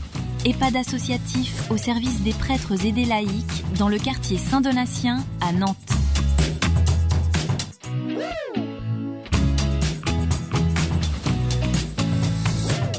Jusqu'à 9h, c'est le Tour des Clochers. Partez à la rencontre de la paroisse et de la ville avec Tiffaine Cellier et ses invités. Bonjour à toutes et à tous et bienvenue si vous nous rejoignez pour cette deuxième heure du Tour des Clochers à Orvaux, à la paroisse Bienheureux Célestin et Michel en Val-de-Sens, en compagnie du père Michel Leroy. Alors au cours de la première heure, on a évoqué votre parcours, père, découvert votre paroisse et échangé avec celles et ceux qui font vivre la communauté. Dans quelques minutes, nous plongerons dans l'histoire du patrimoine avec Marcel Launay, professeur émérite d'histoire contemporaine. Et puis à 8h45, nous accueillerons Ritza Solo, artiste et directeur de la chorale gospel Rhapsodie. Mais tout de suite, nous ouvrons une page consacrée à la vie du territoire puisque la paroisse réunit les deux communes d'Orvaux et de Sautron. J'ai le plaisir de recevoir Jean-Pierre Loiseau, premier adjoint au maire de Sautron, accompagné et qui était déjà là tout à l'heure, de Franck Richard, conseiller municipal. Bonjour et bienvenue. Bonjour, merci de m'accueillir. Jean-Pierre Loiseau, vous êtes premier adjoint en charge des finances et de la vie économique à Sautron, aux côtés de la maire Marie-Cécile Gessan. C'est bien Gessan, hein Exactement, oui. Sautron compte aujourd'hui 8512 habitants sur 17 km². Comment est-ce que vous décririez l'identité de votre commune ? Alors Sautron aujourd'hui environ 8500 habitants, nous étions un peu plus de 1000 dans les années 60, donc la commune a beaucoup grossi, jusque dans les années 2015 environ, ça s'est un peu ralenti depuis. Sautron reste pour moi quand même une commune rurale, nous avons encore des agriculteurs, nous avons mis en place un péan, le péan bloquant toutes les terres agricoles, elles ne pourront jamais être autre chose que des terres agricoles, donc c'est une grosse superficie de Sautron qui a été bloquée dans ce domaine d'agriculture. La ville, même si elle a beaucoup de kilomètres carrés, est quand même un peu coincée entre la 4 voies de Saint-Nazaire et le Val du Sens de l'autre côté, ce qui restreint énormément les possibilités, les surfaces constructibles. Oui. Mais c'est également une volonté de préserver toute cette surface agricole et forestière et de promenade de Vallée du Sens qui sont des lieux très recherchés par les Sautronnais et beaucoup de gens de la métropole. Mmh. Oui, parce que Sautron fait partie de Nantes Métropole, qui compte près de 680 000 habitants. Comment est-ce que elle se traduit, cette appartenance, concrètement dans la vie quotidienne des Sautronnais ? Il y a sûrement des avantages, mais aussi des contraintes de faire partie de Nantes Métropole. Je vous vois acquiescer, Franck Richard. Bien sûr, il y a des avantages et beaucoup de contraintes. Les avantages, c'est au jour le jour, nous rencontrons les équipes de Nantes Métropole qui travaillent beaucoup pour les communes. Bien sûr, c'est difficile pour les Sautronnais et pour tous les gens de toutes les communes de la métropole de savoir qu'est-ce qui est à la charge de la métropole et qu'est-ce qui est à la charge de la municipalité. Bien souvent, on nous parle par exemple de l'entretien des trottoirs qui ne sont pas au goût de tous les Sautronnais, mais c'est une charge métropolitaine. Mais bon, les équipes sont plein de bon vouloir et on arrive bien à travailler avec eux. Ils sont un peu tiraillés entre la tête de la métropole et les consommateurs que sont les communes. Ouais. je dirais que le ressenti que j'ai, c'est que quand même la tête de la métropole est assez éloignée des besoins des communes. À titre d'exemple, notre présidente métropolitaine en 12 années de mandat est venue une fois à Sautron. Je ne crois pas que ce soit le meilleur moyen de se rendre compte des besoins de nos communes. Et c'est un regret. Bon, on dit que la politique coupe des réalités, la vie politique coupe de la réalité des choses, mais c'est sûrement pas en s'enfermant dans les palais présidentiels et qu'on se rend compte du terrain, de la réalité de terrain. Qu'on se rend compte des besoins des administrés. Franck Richard, on parlait tout à l'heure du fait que la paroisse regroupe 2 communes, Orvaux et Sautron. En dehors de la paroisse, quel lien, comment voyez-vous les liens entre ces 2 villes voisines ?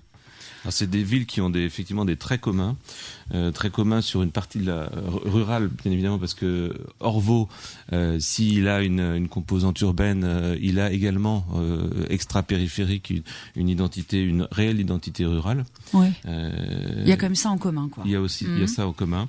Il y a une qualité de cadre de vie, je pense, qu'on retrouve dans les deux collectivités, dans les 2 communes.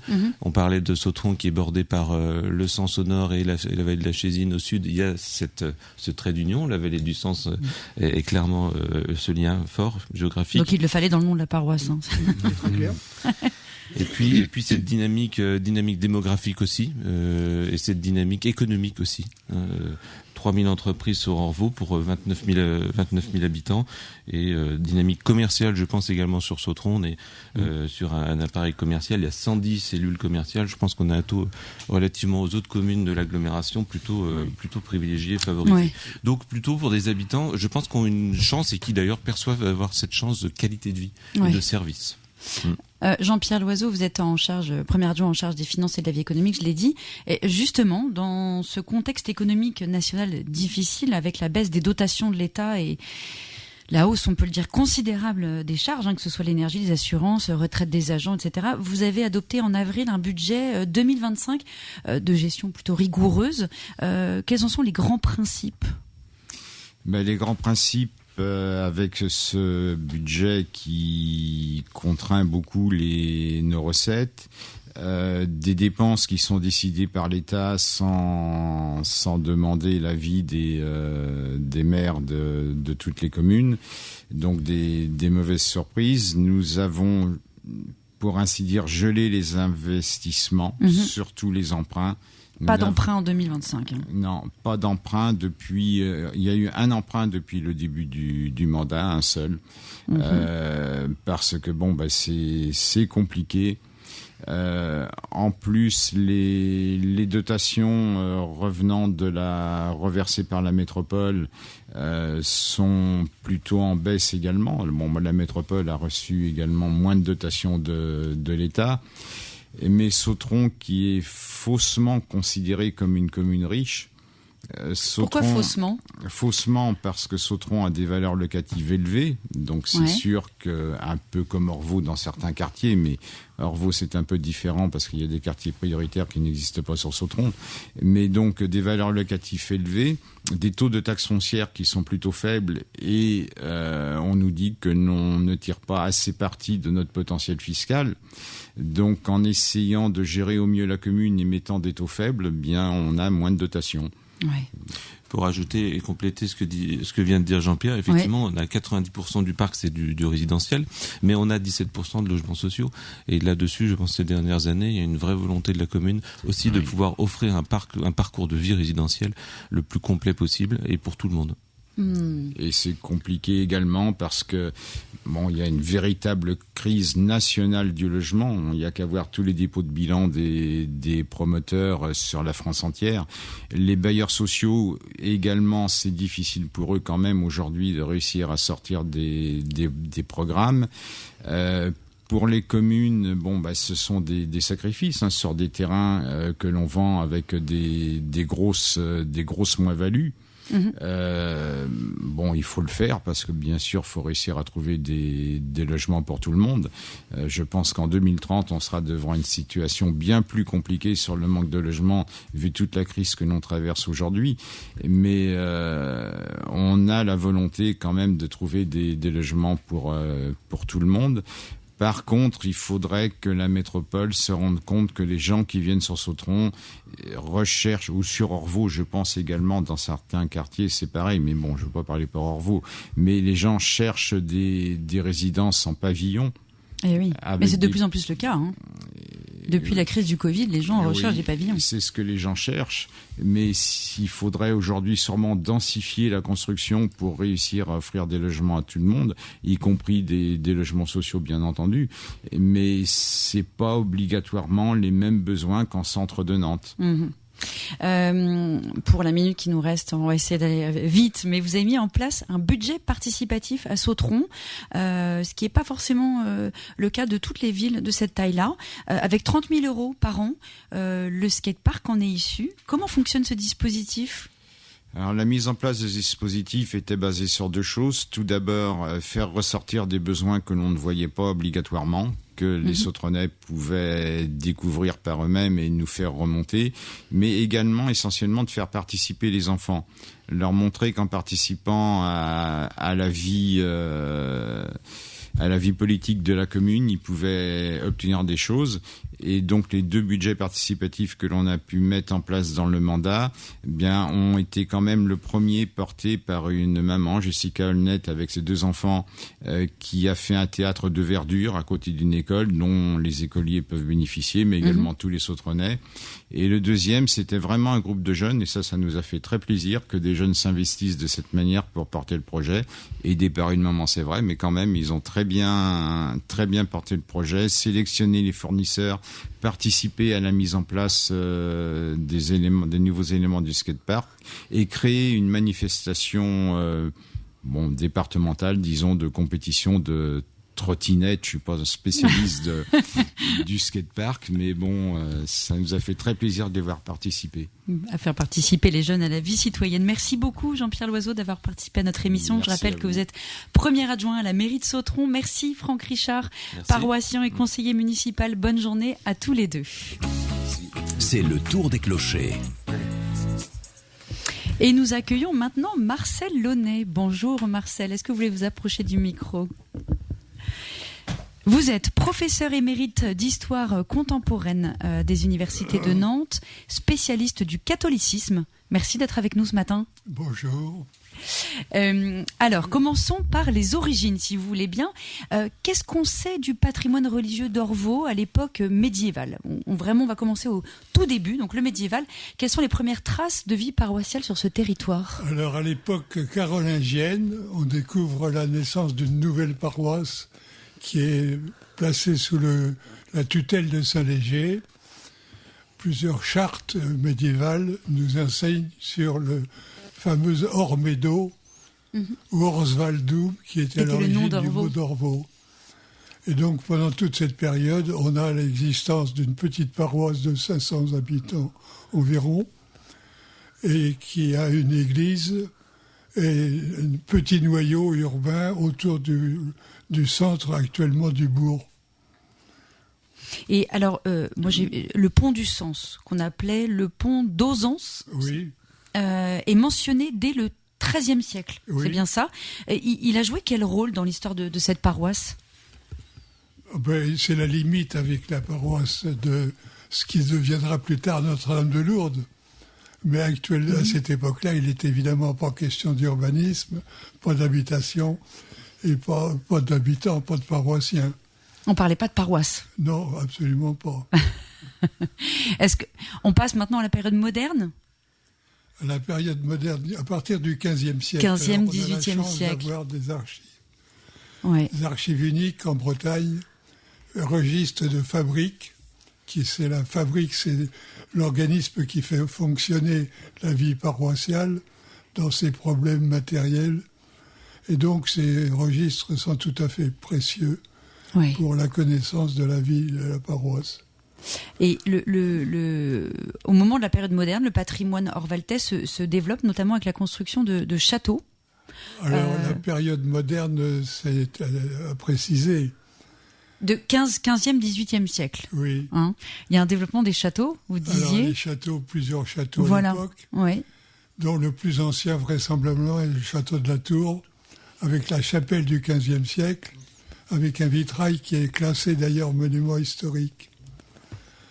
Mais les châteaux se construisent et se reconstruiront ensuite au XVIIe et au XVIIIe siècle. Mmh. Mais on a aussi comme patrimoine le presbytère, qui date du XVIIe siècle. Oui. Et le presbytère, on parle du presbytère... actuel de Saint-Léger. C'est ça, oui. Oui, c'est le presbytère actuel. Il y avait la chapelle du château de la Tour aussi, qui date du début du XVIe siècle, de cette période. Oui. Elle représentait quoi? Avoir une chapelle privée à cette époque pour une famille seigneuriale? Écoutez, c'est quelque chose d'assez courant à l'époque. Ouais. Les châtelains sont pieux, très chrétiens, et donc ils ont leur propre paroisse, paroisse, pas directement, mais enfin leur propre chapelle. Et en général leur aumônier. Est-ce que vous voulez nous expliquer le presbytère, justement, presbytère d'Orvaux, qui a été construit à cette période-là? Est-ce que c'est le même qu'on a aujourd'hui? Comment il a évolué? C'est le même actuellement, qui a été rénové. La façade a été retapée plusieurs fois, avec plus ou moins de bonheur d'ailleurs. Qu'est-ce que vous en pensez, Père? Je vous vois sourire. Oui, on ne va pas parler trop de la restauration. D'accord. Il y a aussi la première chapelle des Anges. Quand est-ce qu'elle a été édifiée et quel rôle elle jouait dans la vie religieuse? La première chapelle date de Jean-Bernard de la Grée, c'est-à-dire le premier recteur qu'on a connu du XVe siècle. Et il a une dévotion pour Notre-Dame des Anges, et donc il va faire construire une petite chapelle sur le modèle de la portioncule d'Assise. Et alors cette chapelle a toute une histoire puisqu'elle a été reconstruite au XIXe sous le rectorat de l'abbé de la rue du Camp. Alors elle a une chapelle avec une vierge du XVe siècle qui a été cachée pendant la Révolution et qui a été restaurée, remise en place après. Alors un lieu de pèlerinage très développé, très fréquenté, même encore à l'heure actuelle. Il y a des mouvements scouts et autres qui font le pèlerinage de Notre-Dame des Anges à Notre-Dame des Dons. Et puis Montgarant aussi. Et de Montgarant.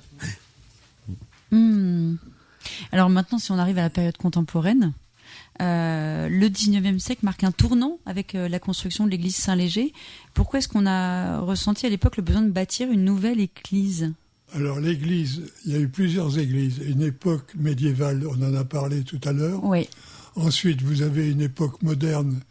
Au 19e, une église qui se bâtit sur la place Jeanne d'Arc actuelle.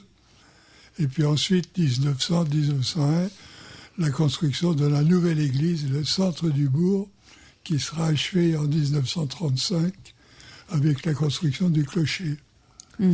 Donc l'église surdimensionnée pour les paroissiens de l'époque. Mais pas pour aujourd'hui. C'est sous-dimensionné aujourd'hui. Ah.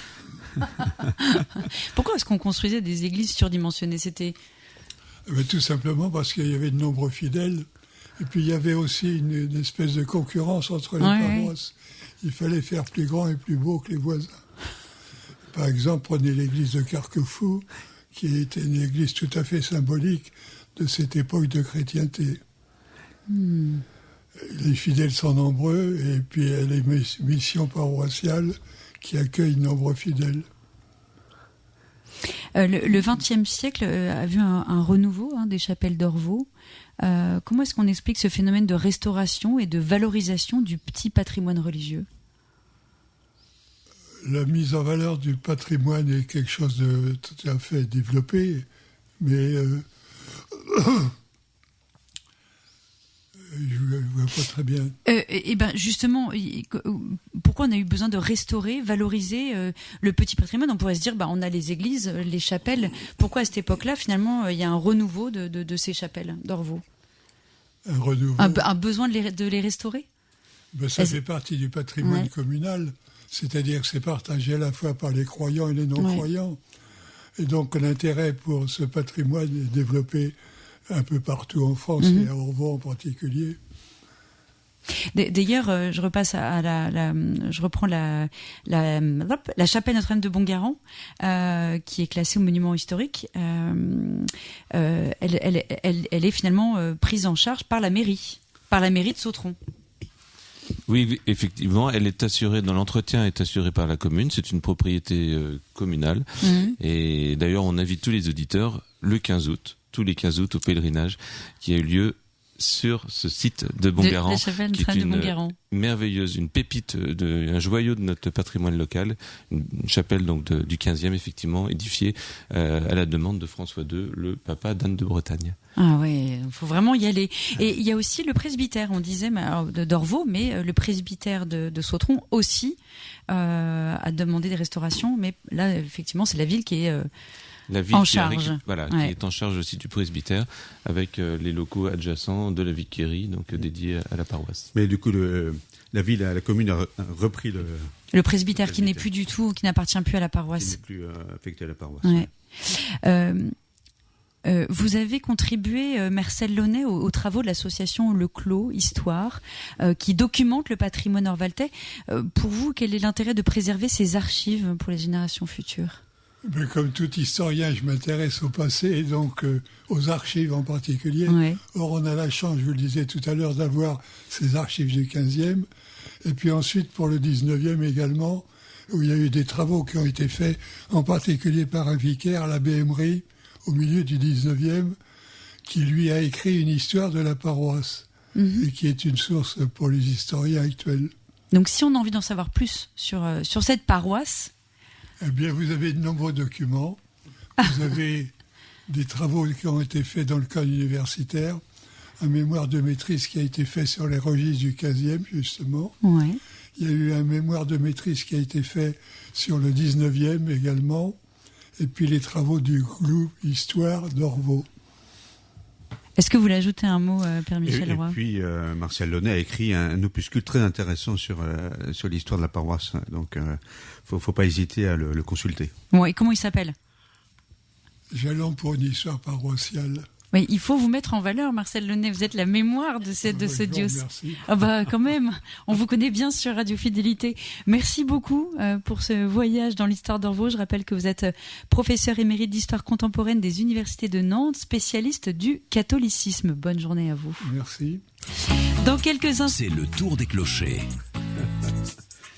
Et dans quelques instants, les informations internationales de Radio Vatican. On se retrouve juste après pour conclure notre tour des clochers et on parlera gospel. À tout de suite. Vous êtes sur Radio Fidélité et jusqu'à 9h, c'est le tour des clochers. Tiffaine Cellier et ses invités reviennent dans quelques instants. Toutes les assurances se valent, me direz-vous? Eh bien non. La mutuelle Saint-Christophe Assurance couvre mon logement, ma voiture et ma santé à prix compétitif. Et elle œuvre pour un monde fraternel. Cette année, elle fait un don de 50 000 € à l'Ordre de Malte France pour un accueil Malte à Toulon, un centre qui secourt et soigne les plus démunis. Enfin, un assureur qui va dans la même direction que ma foi, sans dépasser mon budget. Mutuelle Saint-Christophe Assurance, l'assurance au cœur fraternel. Entreprise régie par le Code des assurances. Plus d'informations sur leur site.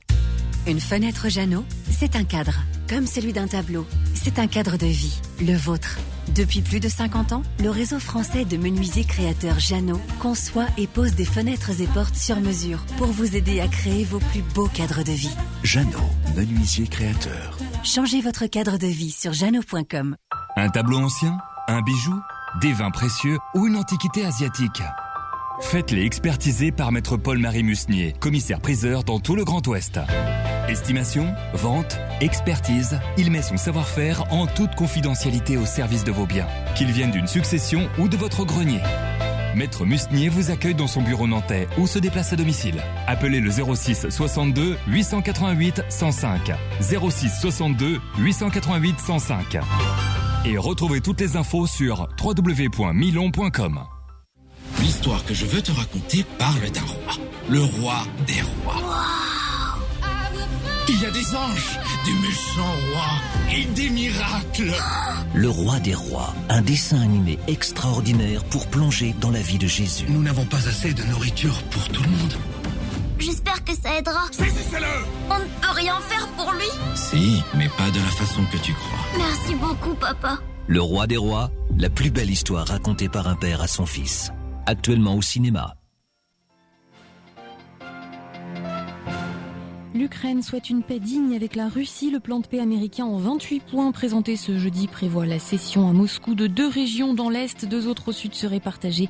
Volodymyr Zelensky entend discuter ces prochains jours avec Donald Trump. En Cisjordanie, les pratiques de colonisation israélienne malmènent toujours les habitants afin de les faire partir. Nous entendrons le curé latin de Taïbé, l'unique village entièrement chrétien de Palestine, cible d'attaques récurrentes. Un incendie bouleverse la dernière ligne droite des négociations à la COP30, dont c'est techniquement le dernier jour au Brésil. Une quarantaine de pays menacent de bloquer l'accord si la sortie des énergies fossiles n'est pas centrale. Et puis dans notre dossier, en cette veille du jubilé des chorales à Rome, demain pour la Sainte-Cécile, patronne de la musique, 35 000 choristes de 117 pays convergeront place Saint-Pierre, audience puis messe dimanche avec le pape, rencontre avec le chœur ivoirien Sacré-Cœur de Jésus. Radio Vatican, le journal Delphine Allaire.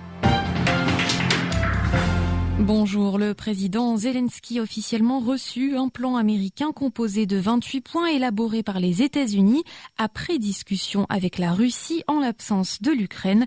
Ce plan qui a été proposé par l'Ukraine comprend beaucoup de points, notamment sur les concessions territoriales qui sont aux antipodes de ce que le pays et ses alliés européens avaient suggéré pour entamer une négociation de paix. Kiev, Emmanuel Chaz. En Ukraine, le plan proposé par Washington équivaut pour Kiev à une capitulation, alors que l'Ukraine aurait été prête à commencer des négociations sur la base de la ligne de front actuelle. Ce plan verrait le pays amputé de tout le Donbass, y compris le tiers de la région que les Russes n'ont pas réussi à conquérir et à occuper illégalement, en plus de voir Kiev réduire son armée de moitié et cesser de recevoir certains équipements militaires clés de sa défense. Ces propositions ont été officiellement reçues et discutées avec la délégation américaine, mais dans ses déclarations, Volodymyr Zelensky souligne que seule une vraie paix qui n'amènera pas de troisième invasion est envisageable. Il déclare s'y consacrer entièrement, alors que de retour après sa tournée européenne, le président ukrainien a aussi dû faire face à son groupe parlementaire suite au scandale de corruption dans le secteur énergétique qui a entraîné les limogeages des ministres de la Justice et de l'Énergie. Volodymyr Zelensky affirme que la tâche numéro 1 restait le processus diplomatique avec les partenaires de l'Ukraine. Côté américain, la porte-parole de la Maison-Blanche affirme que le plan a été préparé par Steve Witkoff, l'envoyé spécial des États-Unis en Ukraine, et le secrétaire d'État américain Marco Rubio, qui se sont entretenus, dit-elle, avec les deux parties, la Russie et l'Ukraine, de manière égale afin de comprendre ce qui permettrait une paix durable. À Kiev, Emmanuel Chaz. Le secrétaire d'État du Saint-Siège espère que ce plan de paix ouvre des voies de dialogue permettant de mettre fin à la tragédie de la guerre. Le cardinal Parolin célébrait jeudi soir à Rome une messe en suffrage des victimes de l'Holodomor, grande famine orchestrée par les communistes dans les années 30. Soulagement au Bélarus, l'église locale annonçait hier la libération de 2 prêtres catholiques incarcérés depuis 2 ans et 1 an et demi dans les colonies pénitentiaires du pays. Le président Loukachenko les a graciés après notamment à la visite du préfet du Dicaster pour les églises orientales à Minsk le mois dernier. En Cisjordanie, les Palestiniens ne cessent d'être victimes d'attaques perpétrées par les colons israéliens qui agissent sous couvert de l'armée israélienne. Parmi les localités les plus visées, celle de Taïbé où vivent environ 620 catholiques latins parmi d'autres chrétiens. Le père Bachar Fawadleh, le curé de la paroisse latine depuis 2021, revient sur ces dernières exactions commises contre son village et les paroissiens. Ces derniers jours, nous avons subi de nouvelles attaques de la part de colons israéliens, des fanatiques. Ils ont détruit plusieurs bâtiments importants, dont un appartenant à l'un de nos paroissiens. Ils ont aussi détruit sa voiture.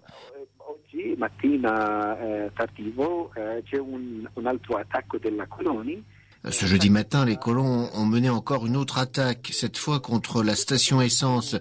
Ça ne s'arrête pas. Ces attaques des colonies israéliennes semblent vouloir s'inscrire dans la durée et durer toujours et ne pas vouloir s'arrêter. Mais ils le font de manière non officielle. Il n'y a pas de revendication. Il n'y a aucune condamnation ou presque, alors qu'il y a encore plein de gens ici, à Taïbé.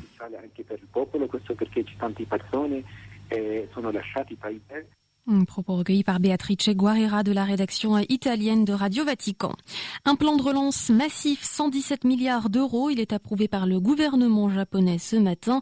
La nouvelle première ministre Takaichi, libérale conservatrice, réfute les mesures d'austérité, souhaite des politiques budgétaires proactives. L'archipel nippon qui envoie de premiers signaux positifs à la Chine après l'épisode de tensions diplomatiques. Sanae Takaichi déclare vouloir des relations constructives, même si la position sur Taïwan, objet du litige, reste inchangée. Les habitants de Taïwan, justement, qui reçoivent un par un jusqu'à janvier un livret de crise. Une brochure de 32 pages intitulée évoque la menace d'une attaque de la Chine. C'est la première fois que le livret est disponible en version papier et cette initiative du gouvernement du président Lai ne fait pas l'unanimité. La COP30 devrait techniquement se clore aujourd'hui à 18h heure de Belém, mais rien n'est moins sûr. Si les COP ont tendance à dépasser d'1 ou 2 jours la durée prévue, l'incendie déclaré hier a paralysé les discussions. L'ensemble des participants a été évacué. Les négociateurs forcés à interrompre leurs travaux, rentrés à leurs hôtels. Les négociations ne reprendront pleinement que ce vendredi matin pour tenter de forger un compromis sur la finance et les énergies fossiles. On retrouve notre envoyé sur place, Alexandra Sirgan. La deuxième ébauche du texte final présenté jeudi par la présidence brésilienne suscite des inquiétudes chez certains pays. Ils sont une quarantaine, menés par la Colombie, à avoir signé une lettre envoyée hier soir à la présidence de la COP30. Les États signataires, dont la France et la Belgique, demandent l'inclusion d'une feuille de route pour la sortie des énergies fossiles, qui concrétiserait ainsi la promesse faite il y a 2 ans à Dubaï de sortir progressivement du pétrole, du charbon et du gaz. Tout résultat inférieur à cela serait inévitablement considéré comme un recul, écrivent les pays, qui menacent de bloquer le projet d'accord, amenuisant ainsi les chances d'obtenir un texte capable de réunir un consensus, comme le veut la règle des conférences des parties. Autre sujet épineux, le financement de l'adaptation des pays les plus vulnérables au dérèglement du climat. Les pays de l'Union européenne, principaux donateurs, refusent de voir à la hausse l'engagement pris à Bakou l'année dernière, celui de verser 300 milliards de dollars par an d'ici 2035. La base des donateurs est de plus en plus réduite, expliquait mercredi une source de la délégation française, rappelant les effets du retrait de l'accord de Paris par les États-Unis. À Belém, le compte à rebours est donc lancé pour tenter de démontrer que le multilatéralisme climatique est encore en bonne santé. À Belém, Alexandra Sirgan, Radio Vatican. Il n'y a plus de ministère de la Justice en Bolivie. Le président Rodrigo Paz l'a supprimé ce jeudi. Il estime que ce ministère l'avait persécuté alors qu'il était encore dans l'opposition avant jusqu'à son investiture le 8 novembre dernier.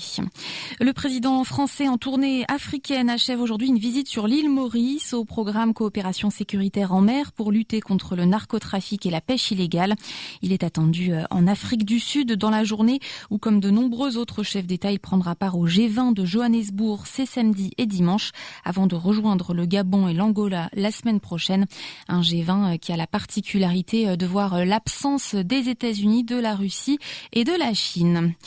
Direction à présent les Balkans. Le Kosovo votera le 28 décembre pour ses deuxièmes élections législatives de l'année. Ce jeudi, la présidente Vjosa Osmani n'a pas eu d'autre choix que de les convoquer pour mettre un terme à la crise politique qui s'éternise depuis le précédent scrutin. La correspondance régionale à Belgrade de Simon Rico. L'issue ne faisait plus aucun doute depuis mercredi après-midi quand les députés du Kosovo ont refusé pour la 2e fois consécutive de donner leur confiance au gouvernement présenté par le mouvement VTVN Dossier. Le Parlement a donc été dissous par la chef de l'État comme le prévoit la Constitution et Vjosa Osmani a annoncé que les prochaines législatives auraient lieu le 28 décembre. Au mois de février, VTVN Dossier avait dominé le dernier scrutin mais perdu la majorité absolue. Une victoire à la Pyrrhus pour le Premier ministre sortant Albin Kurti qui avait fait campagne en demandant aux électeurs de lui donner les mains libres pour gouverner 4 ans de plus. Résultat, aucun autre grand parti n'a ensuite accepté de former une coalition avec lui, dénonçant son intransigeance. Ce blocage institutionnel a déjà coûté cher au Kosovo, le privant d'aides internationales ou retardant leur versement. La question est maintenant de savoir si une majorité se dégagera du prochain scrutin, alors que les récentes municipales de cet automne n'ont pas montré d'évolution des rapports de force entre les sociodémocrates de VTVN Dossier et ses deux principaux rivaux, les libéraux de la Ligue démocratique et les conservateurs du Parti démocratique. Simon Rico, Belgrade, pour Radio Vatican.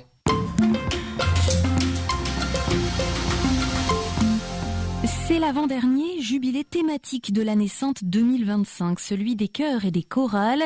35 000 choristes de 117 pays sont attendus ce week-end à Rome. Ils participeront demain à l'audience jubilaire, dimanche à la messe du pape, place Saint-Pierre. Au programme, l'animation des messes du soir dans plus de 90 églises de Rome et des concerts. L'événement vise à favoriser l'unité et l'enrichissement spirituel à travers le langage universel du chant sacré.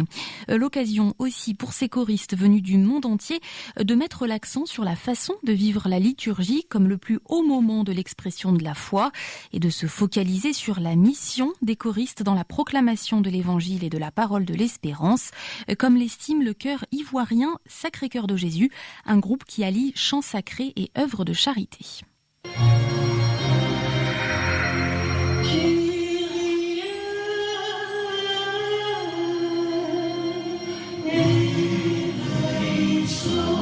Nous sommes à la chapelle des frères mineurs capucins Saint-Padre Pio à Angré, située à Abidjan. Une messe de levée de deuil est animée par les chantres du Sacré-Cœur de Jésus, dont la vision est de partager le cœur sacré du Christ au monde entier. Chanter lors des célébrations eucharistiques est une grâce du Seigneur pour Titi Dié, vice-responsable du groupe. Chanter à des messes, c'est pour moi un honneur, c'est un privilège, c'est une grâce que le Seigneur me fait.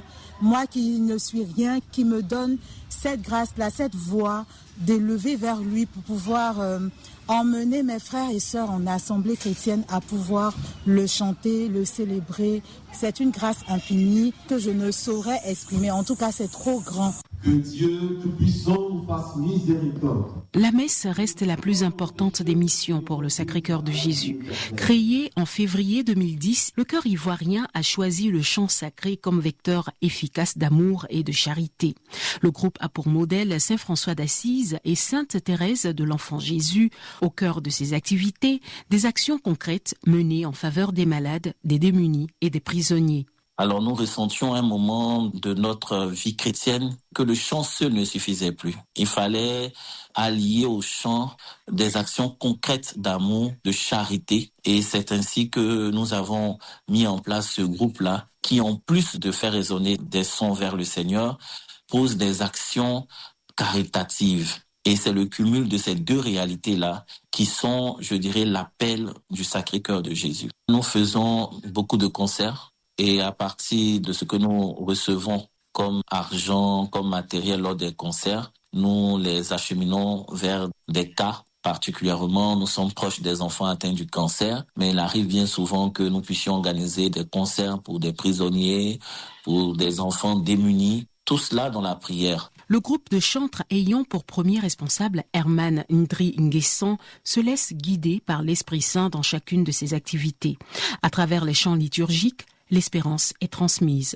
Les chants permettent aux personnes qui écoutent, et nous-mêmes qui le chantions, de vivre plus profondément la parole de Dieu. Ça se véhicule plus facilement, plus naturellement.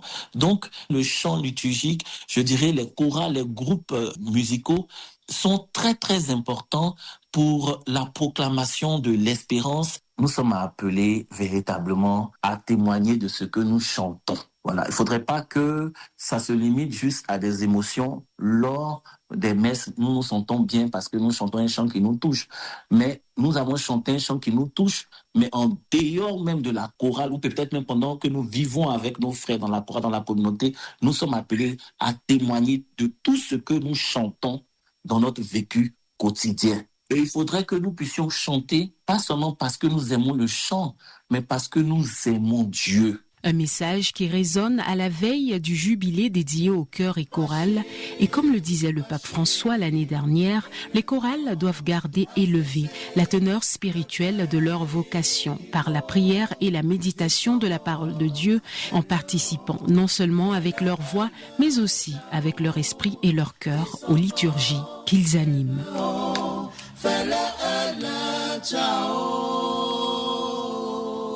Voilà, rencontre avec le chœur ivoirien, le Sacré-Cœur de Jésus à l'occasion du Jubilé des chorales. Le sujet préparé par Myriam Sandouno était ce matin le dossier de Radio Vatican.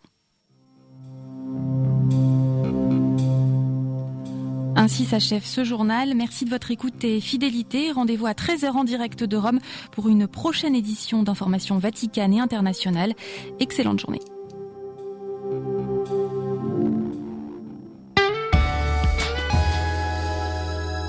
C'était le journal international de Radio Vatican. Il est maintenant 8h45 et nous rejoignons Tiffaine, toujours en direct de Pontchâteau. Jusqu'à 9h, c'est le tour des clochers. Et oui, merci Clara, nous sommes en direct de Orvaux, pas de Pontchâteau. Bien sûr. C'était la semaine dernière, mais c'est pas grave, ça. On réajuste les choses. En direct de Orvaux, pardon. Et nous sommes maintenant dans la dernière partie de notre émission Le Tour des Clochers et en direct, je précise, de la paroisse Bienheureux Célestin et Michel en Val-de-Sens, paroisse donc de Orvaux et Sautron. Et avant d'accueillir notre dernier invité, Père, on a évoqué l'histoire du patrimoine il y a quelques instants avant Radio Vatican. Il y a ce lieu où nous sommes ce matin qui s'appelle Sainte-Bernadette, qui a été créé dans les années 70 et vous vouliez en dire un mot. Oui, parce que ça correspond à l'évolution de l'agglomération nantaise et la volonté de l'église de Nantes dès les années après-guerre, en fait, des années 50, 60, 70, d'être au plus près des quartiers. Donc il y a eu des chapelles donc dans les quartiers, la Ferrière, Petit Chantilly. Et donc c'était des baraques, des baraquements. Enfin, c'était comme on voit un petit peu partout dans l'agglomération nantaise à cette époque-là.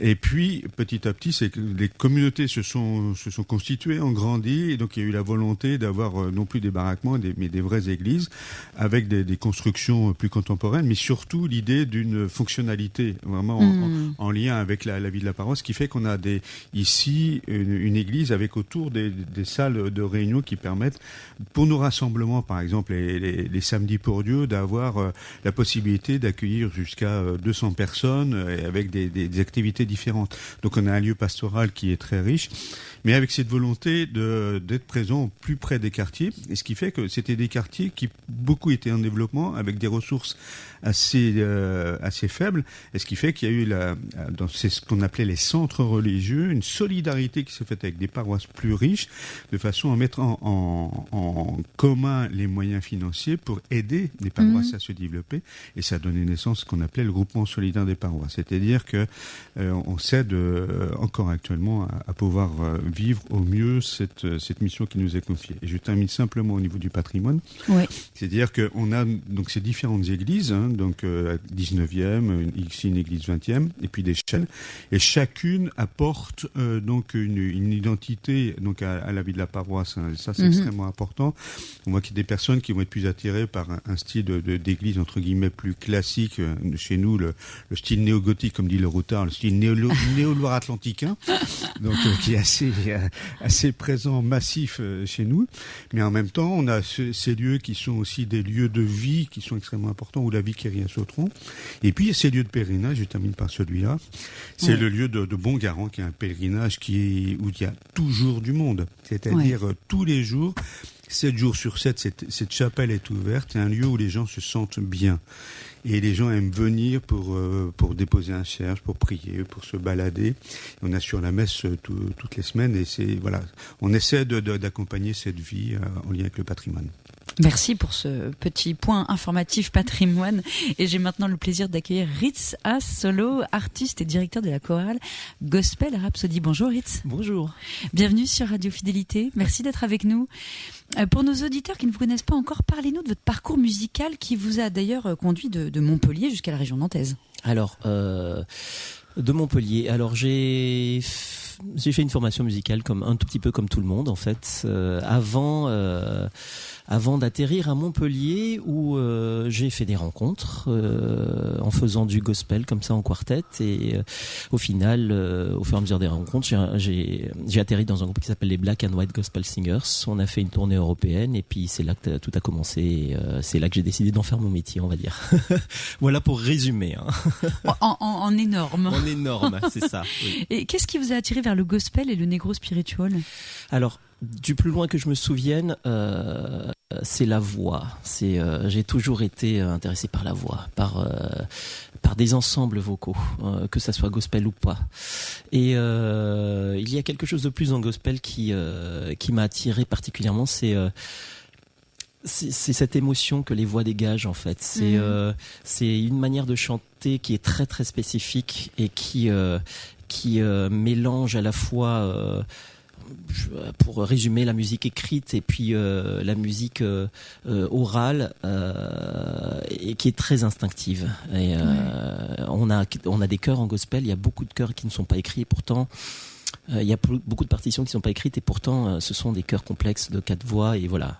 Pour quelqu'un qui aime la voix, c'est-à-dire que beaucoup de choses se fait de façon instinctive. Ah oui, d'accord. C'est-à-dire, il y a quelqu'un qui va entonner une mélodie, puis l'autre personne va trouver tout de suite la tierce au-dessus, puis l'autre va trouver la quinte. Il y a ce côté instinctif, mais il y a aussi un côté très très poussé musicalement. En fait, voilà, ça rassemble tellement de choses. Pour résumer, encore une fois. Voilà. Gospel Rhapsody existe depuis 2010. Oui. Comment est-ce que ça a commencé cette aventure ? Il y avait une dizaine de choristes motivés, puis maintenant vous en êtes à 55 voix. Oui. Alors comment ça a commencé ? C'était un groupe de choristes en fait, issus d'une autre chorale à l'époque qui s'est arrêtée et qui cherchait un chef de chœur. Et là, c'était le plus grand des hasards. Je venais de m'installer dans la région. Je réfléchissais sérieusement à monter une chorale de gospel, mais il y avait tout le côté administratif associatif qui ne m'intéressait pas trop et qui me démotivait. Donc du coup, je repoussais à chaque fois l'échéance et puis j'ai regardé une annonce une fois, juste parce que je suis aussi musicien, chanteur, choriste, donc je cherchais un groupe. Et puis je suis tombé sur ce groupe de choristes qui disaient qu'ils cherchaient un chef de chœur et qu'ils étaient une chorale de gospel, qu'ils étaient issus d'une chorale de gospel et qu'ils souhaitaient monter ça. On s'est rencontrés, puis on s'est retrouvés. Ça s'est lancé comme ça. Ça s'est lancé comme ça. Et puis, depuis, l'aventure ne s'est jamais arrêtée. Voilà. Quel répertoire, plus particulièrement, vous ? Alors, le répertoire est basé sur le gospel, mais en fait, ce qu'on voudrait raconter, c'est surtout l'univers des chorales de gospel, parce que les chorales de gospel ne se limitent pas en fait à ce que nous en France on imagine comme étant un répertoire gospel. Oui. C'est vraiment toutes les chorales de gospel ont comme histoire d'aller, ça fait partie de l'émancipation de la population noire aux États-Unis. Ils ont été appelés pour faire des chœurs derrière des stars, voilà. Et donc en fait, c'est tout cet univers-là qu'on veut raconter dans Gospel Rhapsody. Donc on va pas se limiter à ce que l'on imagine comme étant un répertoire gospel et une spirituel en France. On va carrément vous allez chercher plus loin. Vous surprenez. Voilà, et gospeliser d'autres chansons qui ne sont pas censées être du gospel. Vous gospélisez des chansons. Et ça fait partie de l'univers du gospel que de gospeliser des chansons qui nous parlent. Enfin, je vous parle du dernier spectacle qui est encore en cours, qui s'appelle True Colors, qui est issu de la chanson de Cyndi Lauper, qui n'a absolument rien de gospel, mais qui est chantée par plein de chorales de gospel. Toutes les chansons peuvent être chantées en gospel ? Alors, les chansons qui parlent à l'esprit gospel, oui. C'est-à-dire que c'est pas forcément tout. Pas forcément tout, évidemment. On va retrouver forcément des chants d'espoir, des chants d'émancipation, des chants de révolte parfois, des chants de... Voilà. Ce qui peut avoir rapport, ça reste une musique très spirituelle, donc voilà. Oui, parce qu'il est quand même né de la souffrance de l'esclavage, le gospel, mais il transmet une énergie, une joie qui sont incroyables. Et justement, comment on explique ce paradoxe ? Eh bien, c'est justement, vous m'aviez posé la question de qu'est-ce qui a fait que je suis tombé dans cette musique. C'est justement ça qui m'a séduit. Ouais. Il ne faut pas oublier que c'est un instrument essentiel de l'émancipation de la population noire aux États-Unis. Et pour cette raison, parce que justement c'est un pied de nez en fait à la souffrance quelque part. C'est un pied de nez à la souffrance. C'est une manière de revendiquer qui est à la fois spirituelle, qui est à la fois profondément humaine, et en